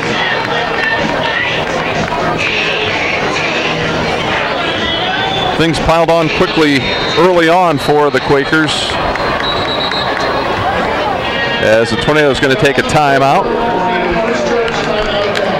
as Dover has done little wrong. That time they just weren't set on the kickoff, and they will take the timeout. But Charlie, the Quakers had some opportunities. You know, they had those 3 turnovers in the first half, and those just really were killer. An interception in the end zone. They've got a couple of fumbles. Those things all just add up, and it just avalanche on them. I mean, it just buried them. Well, Dover coughs one up at the goal line, and of course, the Quakers aren't there to cover it. Dover's there to cover it and get their touchdown. And then, of course, we see this really, and I'm going to say it one more time, this really strange play there where Ricky Mass stripped the ball and took it to the house for a touchdown. A lot of unusual plays tonight, but unfortunately, they have all been weighted in favor of the Dover Tornadoes. Yeah, you know, I really, I expected things to be a little bit different in this game, I think. Quite honestly, I thought that it might have been a more competitive game than last week, but things just rolled the Tornadoes' way, and the Quakers just haven't been able to right the ship yet. Well, let's see now what the Quakers do, Scott, on offense. Taken by one of the up men, that's Burek. And Burek is going to be stopped at about the 35-yard line where the Quakers will take it over. You know, what can you do, Charlie, at this point? You know, you've got to try, and you can't change everything with 6 minutes to go in the third quarter of a 42-0 game. You know, they, like we said, I think they just got to set some small goals for themselves and try and get on the board. Well, here's where character counts, Scott. You know, the Quakers can fold their tent and throw in the towel, or they can play football and they can keep scrapping and they can keep playing hard. And if I'm betting, which I'm going to bet you that there ain't no towels down there on the Quaker sideline to be thrown in. They will not quit. First down and 10 for the Quakers. As Bird in motion to the right side. A handoff straight ahead to McEwen. Looked like Tyler Hawk got a hand in there first. Tripped him up. Gain of a couple, maybe 3.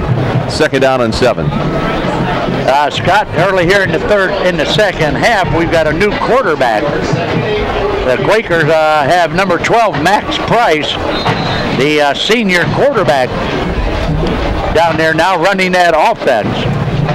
And I see Cox across the way standing along with the teammates on the sideline, but Cox is in there directing traffic for the Quakers. Max Price. Price, the handoff to McEwen, straight ahead. Short of the first down by a yard, it'll be 3rd and 1. Well, that's a nice move by Matt Dennison to change things up a little bit here, get the senior a little playing time in the Dover Philly game. Well, that's the kind of guy Matt Dennison is. I mean, Matt Dennison is going to help you and coach you and do what he can to make you a success. I expect there's, fourth quarter, I expect there'll be a lot of different numbers out there in this one. The handoff to McEwen, he'll have the first down. I've got to think that Dan Ift at this point would like to get Corey Lisowski out of the game. The last thing you want to do is get your quarterback hurt. Absolutely. I'm sure he's already thinking about that as Chris Cecil, the senior tackle for the Tornadoes, Chris Cecil, number 54 on that last stop. First down and 10 for the Quakers at their own 46-yard line. The I formation behind Max Price. The handoff to McEwen. And again, McEwen stacked up. The Tornadoes have done a great job gang tackling Will McEwen. As Zach Lang makes the stop for the Dover Tornadoes. Gain of a yard, second down and 9. Dover, Scott, not only can they line them up tonight, but hey, that defense is playing good football down there too. Out of the eye on second down and 9.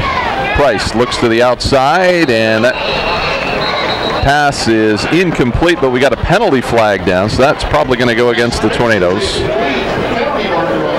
That's got to be pass interference, I would guess, or a hold. Little bump back there, I think. Well, I'm not sure. It had to be late if it was. So we'll see what the call is here with everybody else. Pass interference on the defense. That had to happen awful early because in the pictures that we saw, there wasn't anybody within a good distance of the receiver, but call goes the Quakers' way. Well, Scott, they're going to move the chains and take the ball down now. Let's see. They're going to spot it at the 37-yard line now. So the Quakers with a little bit of a drive gone here. Now let's see if they can keep it going. Out of the eye with Price under center. First down and 10. Dilmermuth to the left, Burek to the right. They're going to go to that fade pattern to Dilmermuth, and it's knocked down by Chico DeChira. Chico, I thought his name was Corey. See, I got you all confused. You now. do. Of course, that's easily done, right? Well, self-diagnosis is an art. Yes, it is. Just call me Art. Matt. Okay, Wow. Joe. Yeah. Okay. Ralph. Yeah. Second down and 10 for the Quakers. Ball at the Dover 38-yard line. 3:40 to go here, third quarter. And the Tornadoes on top, 42-0. McEwen straight ahead.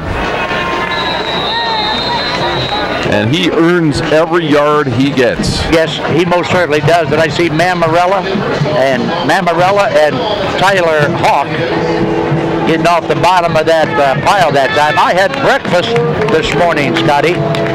I had breakfast this morning with Will McEwen's mother. We shared pancakes and sausage over at Tuscarora Park.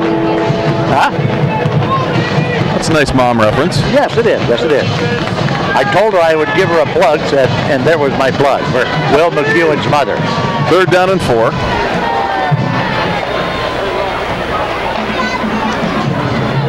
Price, the handoff. McEwen, and he is going to be stopped short. It'll be fourth down.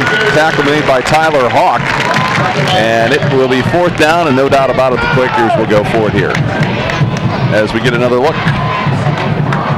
Take a look now at big number 77. Okay, he bounces off of a block and makes the hit. That's Tyler Hawk, number 77 for the Dover D.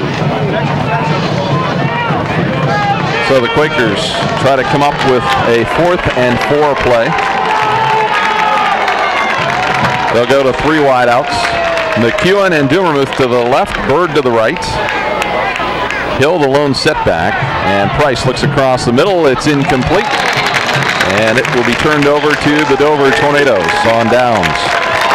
Well, let's take a look now, Scotty, and see if we can spot any new faces out there on offense. It does not appear to be at this point. I think they're going to get into the fourth quarter maybe before they do that, as Corey Lesowski will return at quarterback. So the starting offense for the Tornadoes still out there with 2:08 to go here in the third quarter. Dover up 42-0. What about a Tornado Wildcat rematch, Scotty? Well, I don't think that would bother the Tornadoes as Dover takes another timeout. I think the Tornadoes certainly would like that opportunity, as Canton South's the only team that's given Dover a black mark on their record this season. Well, Canton South, of course, one of those program similar to Dover in that they just keep winning, and they never seem to have a bad year, but you're absolutely right. That Dover Tornado Canton South Wildcat rematch would be a dandy, and it's one of those high school playoff games that you just like to see and you just love to read about. So it'll be a good one between the Wildcats and the Tornadoes. Don't forget, Big Time Sports basketball begins on December the 6th. It'll be Garaway at Indian Valley. That should be a good one. Andy Dean's crew against Dave Schutt's boys. And then on Wednesday, December the 10th, we'll have our first girls action as New Philadelphia travels to Dover to meet their arch rivals. So that's all coming up on Big Time Sports. And Scott, you're going to do that game at Indian Valley on December the 6th, as I tell you right now. Thanks. I have to be out of town that night. First down and 10 for the Dover Tornadoes.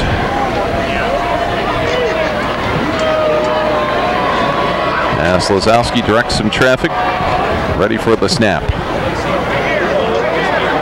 Looks across the middle. Sattler is there. Just found that little pocket out around the 46-yard line. You know, the way Dover's got that Quaker defense spread all over the field. Throwing that ball across the middle, there's all kinds of room dumping that ball across the middle. Dover just is so balanced across the field, they just make it very difficult to cover everybody. Quakers with 8 linebackers and defensive backs, only 3 linemen, so they've tried to bring pressure from all different angles. And the Tornadoes have responded, particularly the offensive line. Lazowski just gets away from the pressure. Now he'll take it himself, and he'll tiptoe out of bounds around the 48-yard line. Nice gain on first down. Gain of 6, second down and 4. I'm going to guess Scotty somewhere in Stark County, like perhaps Canton Central Catholic, will be the venue for the rematch of the Wildcats and the Tornadoes. Certainly a possibility if Canton South does in fact hang on to win their game against Northwest. Dover has a history with both of those teams in the playoffs. Yes, they most certainly do. Lazowski to the outside. Sattler, the catch, and out of bounds at the 41-yard line for another first down.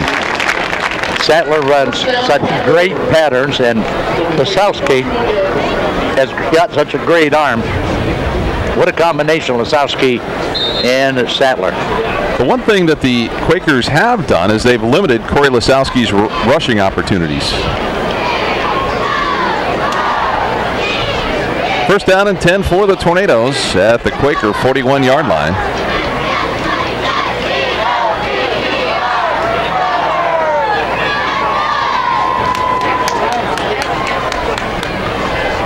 And the snap. Lazowski across the middle. Sattler is there. Sattler outruns the linebackers at the 20, down to the 15, and down to the 11-yard line. Kyle Sattler makes it look so. After he catches this pass from Lazowski, let's take a look now on a replay. There it is, right across the middle again in that open spot. And there's Kyle Sattler. Now watch this little piece of running here. Does a nice job going downfield with the football, and that last little skip jump there gets him an extra couple yards. Got a nice block downfield from Ricky Maz, and that's another first down.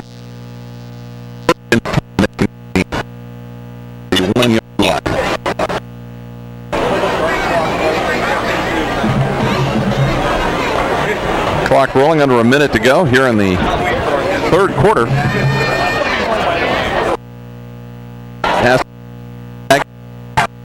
And make some positive line.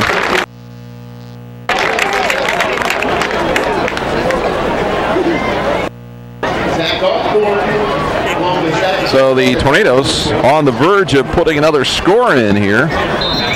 They already lead it 42-0.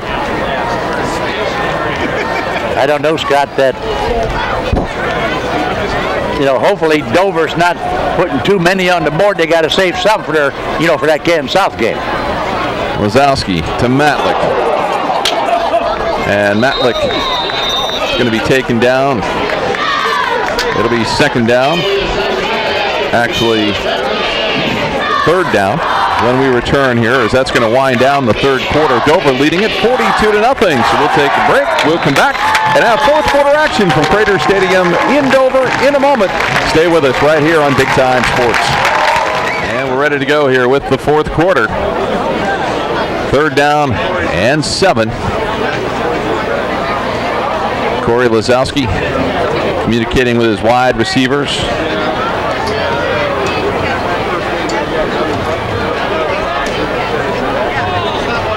Takes the snap, rolling to his right.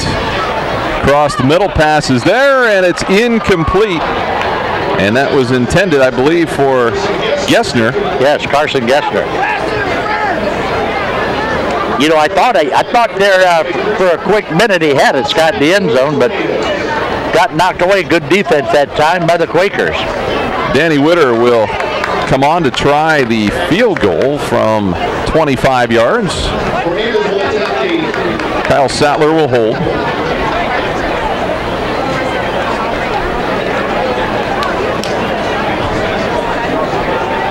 On fourth down, Tornadoes will try to add a few points here.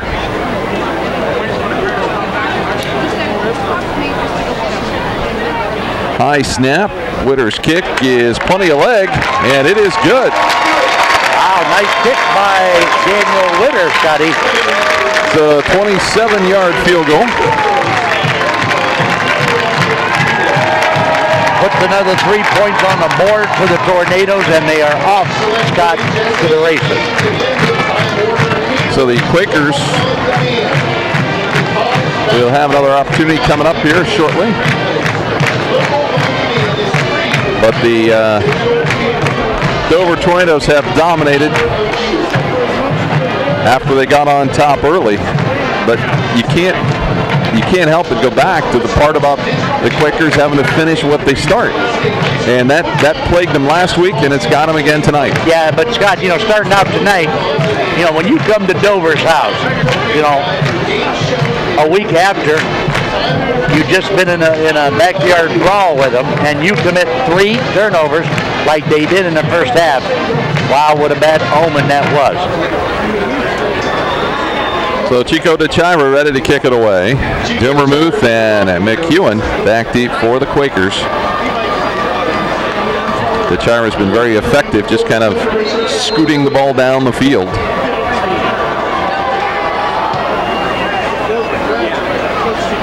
And that one is going to go out of bounds, and the Quakers will get good field position. We also, Scott, need to start thinking about our Manor Restaurant MVP. And Scotty, the next time you get through the most beautiful little piece of God's green acre, which of course is Strasburg, Ohio. Right, which is Strasburg. Be sure and stop at Shady Grady, Brandon Tilka's favorite dining spot, Yum Yum Yummy on Grady's Tummy, and that's the Chicken Manor in Strasburg. Better known as the Manor Restaurant. Well, that's old guys. Yeah. We still call it always is the Chicken Manor. Yeah, exactly. First down and 10 for the Quakers out of the I. Max Price stays in at quarterback. McEwen runs hard out across the 40 to the 41-yard line. Stop in there by Murtaugh.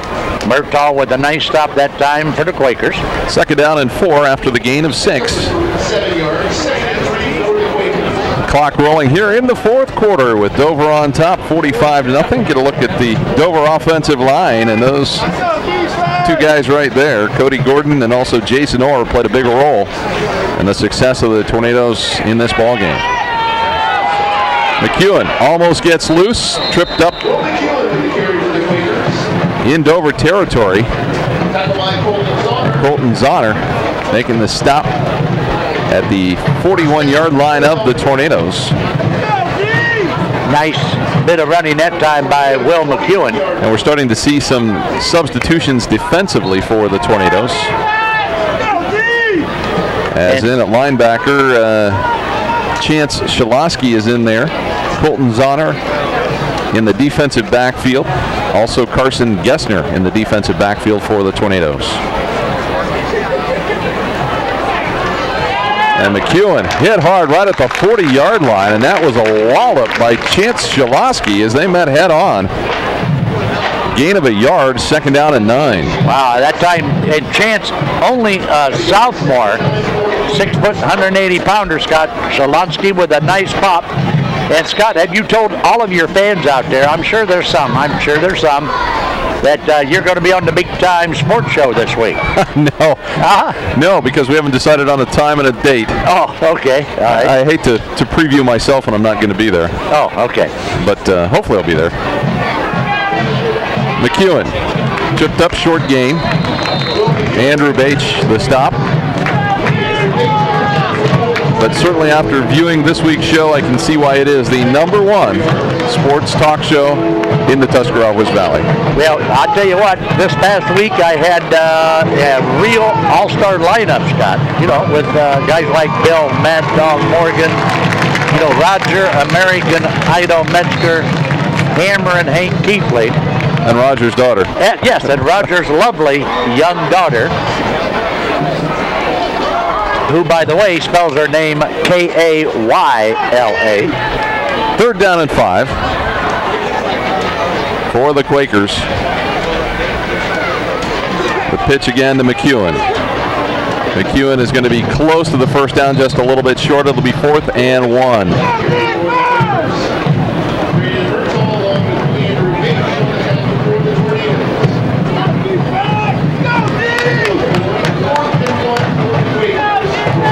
So the Quakers with a 4th and 1. They'll bring in John Phillips at the fullback spot.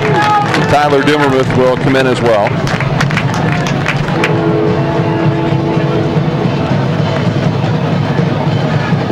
So they bring in their big blocking back, John Phillips. See if they go to the quick hitter with him or maybe back to McEwen. Max Price at the quarterback spot for the Quakers here. A handoff. McEwen, he is going to have the first down, I believe, by just enough. And right you are, Scott. Nice.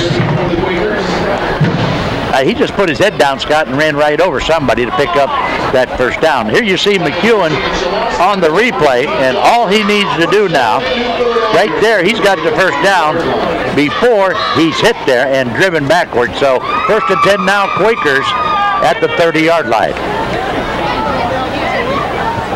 Max Price under center, out of the eye. Dumermuth to the left.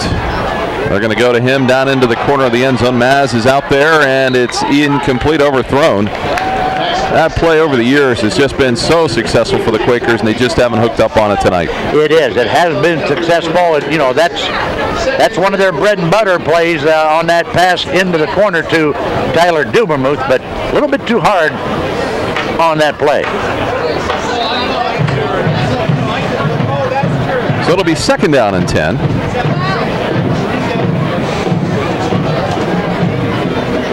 And the Quakers still trying to make something happen with a goose egg on the scoreboard. They're trailing 45-0.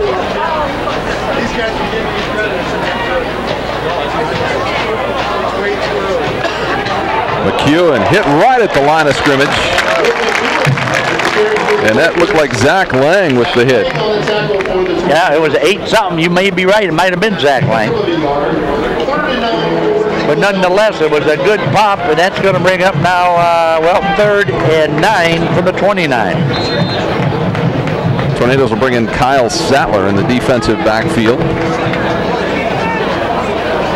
As the Quakers will stay with 2 wideouts to the left side, Burek and Dumermuth.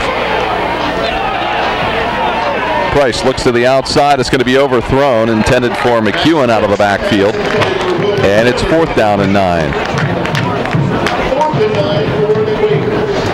Then, Scott, as we get late in our high school football season, what about the job our good friends have done down in the truck and on the cameras this season? Yeah, Prestige Creative Marketing. It's been spectacular. It's been a really good job. Everybody, a pleasure to work with everybody again this season. It's hard to believe this is our 3rd football season, 4th basketball season, I think. I think you're right, buddy. I think it is, yeah. Yeah. Price going to be drilled. Now look out and turn the light out. Katie barred the door. He was hammered, Scotty. Zach Lang got loose, untouched to the quarterback, and we're going to see it right here.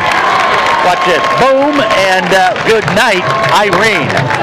Wow, Zach Lang with a big hit on Max Price. We're going to see some new faces for the Tornadoes here as they're just trying to line them up. And for the Tornadoes, it's going to be a whole new crew. Wow. And in at the quarterback spot will be J.B. Stahl. Tornadoes will still. And everybody's set now for the Tornadoes with 7.5 minutes to go. The handoff, that's going to be Pierce Applin, I believe. Actually, it was Keith Johnson. A lot of new names out there for the Dover Tornadoes, Scotty, and as we can pick them off, we'll certainly give them a little shot here. 72 into the game. Dylan Knight, 72 is Dylan Knight, only a sophomore on that offensive line. Number 8, a wideout, sophomore Ian Murphy, wears number 8 for Dover. Stoll's going to take it himself. He'll have the first down, dives across the midfield stripe to about the 48-yard line.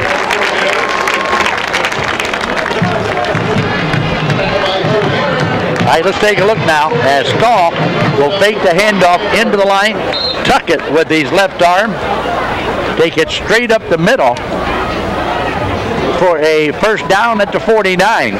Gino Giamo and Zach Jackson in at the wideout spots. Also in the game, Tyler Keith. We've also got Deontay Evans, one of the wideouts for the Tornadoes.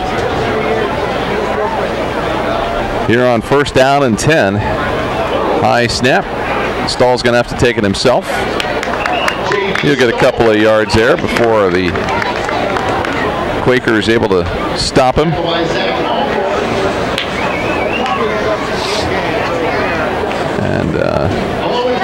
And Scott, not sure, did they drop a flag? They're having a little conference. Didn't see anything. Well, I didn't see a flag, but they are definitely having a little discussion out there.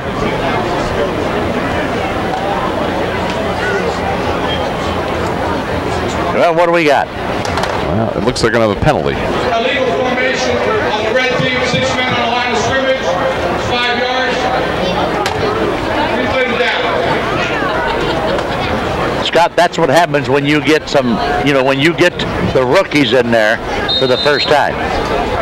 Well, I think the coaches are trying to do the best they can to get as many players into the game as they possibly can, and it does create some problems when you're trying to mix and match players at all the positions.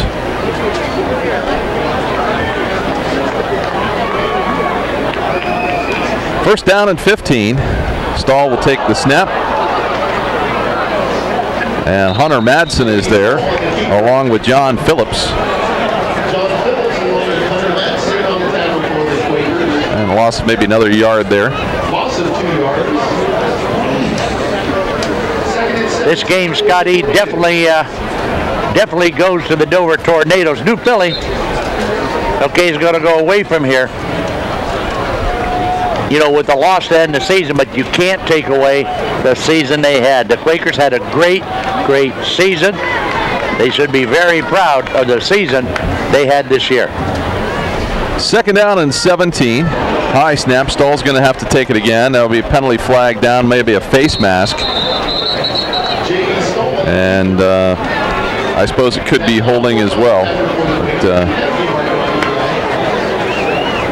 yeah, it looks like it's going to be a holding penalty on the Quakers, or on the Tornadoes rather, and they've just gone straight back, and this is all they really wanted to do, was to burn the clock. That's exactly right.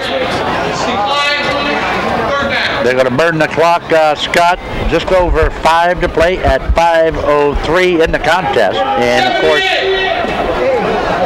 of course, starting, Scotty, probably tomorrow morning, the Dover Brain Trust, the Dover coaching staff will start putting together a game plan for next Saturday night against those Canton South Wildcats.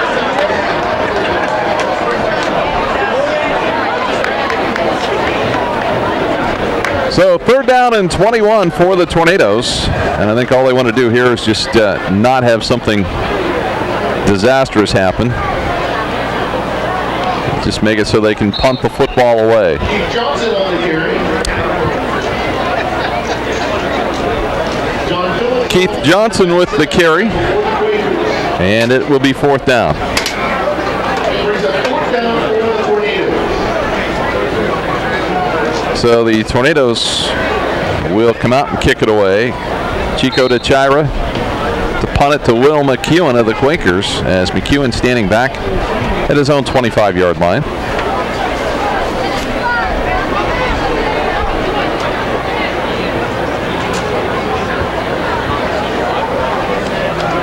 So DeChira awaits the snap.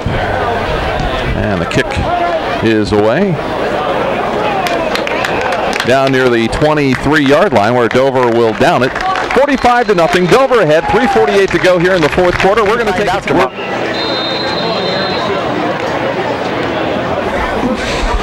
And the first play run by the Quakers of our new series out to the 30-yard line for a gain of 7. It'll be 2nd down and 3. So, Scotty, the new Philadelphia Quakers will finish the season at 8-3. And 8-3 is a pretty good season, right?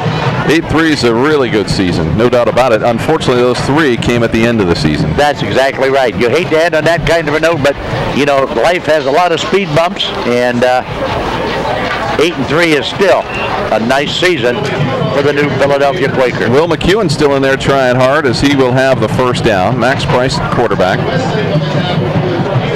And some of the other Quakers starting to see a little bit of time there along the line.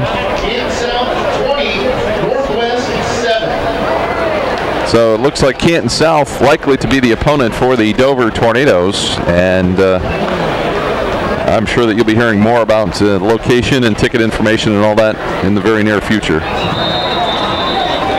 Some movement along the line. Looks like that might back the Quakers maybe up 5.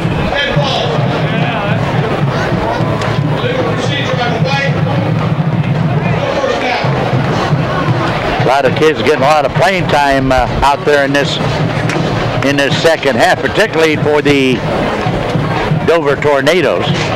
Yeah, the Tornadoes, unfortunately, all season through some of the ECOL schedule had games where these youngsters got a lot of playing time, you know, throughout the course of the season, and you know, that helps you down the road.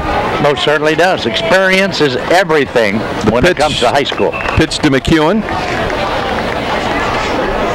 And he'll gain some positive yardage. Yeah, now you got to think that Phil Tidrick's just hoping they get through the next 2.5 minutes without Will McEwen having any type of injury. I'm sure that's what Phil is thinking about now. Because basketball season, Scott, is how far away? It's only a couple of weeks away, about 4 weeks away. Yeah. 4 weeks away from Monday, I think. Mm-hmm. I'm going to let you and our buddy Tripp do that game down in Indian Valley because I have to go to Case Western Reserve to see my son in a play, believe it or not. Oh, that's interesting. Yes. He's a first-year medical student, and he's in a play. Now, can you believe that?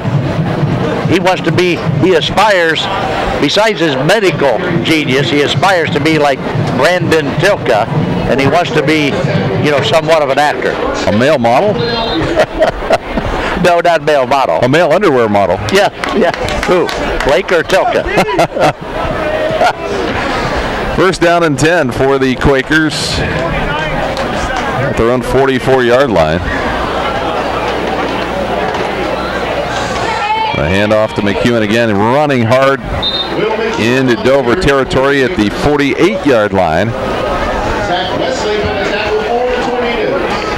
And this one is just winding down, a little more than a minute to go. A couple more plays in this one. And then we'll be off to the Edelweiss Tavern and Inn post-game show and also the naming of our Manor Restaurant MVP. Wow, and we're going to have to really talk about this one, Scotty. Because I definitely have an opinion, and you, of course, have yours. Well, I have a thought or two. Wow. You mean all in the same evening? I know, it's hard to believe. It is hard to believe. Dylan Barbie the carry for the Quakers as it's a first down, and Chains will move.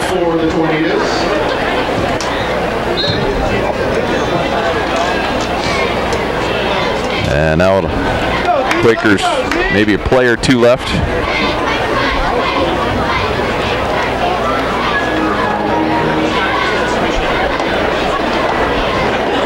The pitch to McEwen, and he is going to be sacked for a loss. And that play by the Tornadoes.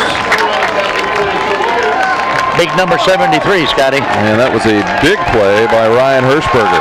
Yes. Hirschberger with a nice hit, and that's it. Load them in the bus. All right, this one's in the books, baby. That is a final score. Dover beats New Philadelphia 45-0 in the first round of the Division III football playoffs. We'll come back and wrap it up for you in a moment. Stay with us right here on Big Time. Welcome back to Crater Stadium in Dover, where it's another big win for the Dover Tornadoes. They defeat New Philadelphia 45-0 in round one of the Division III football playoffs.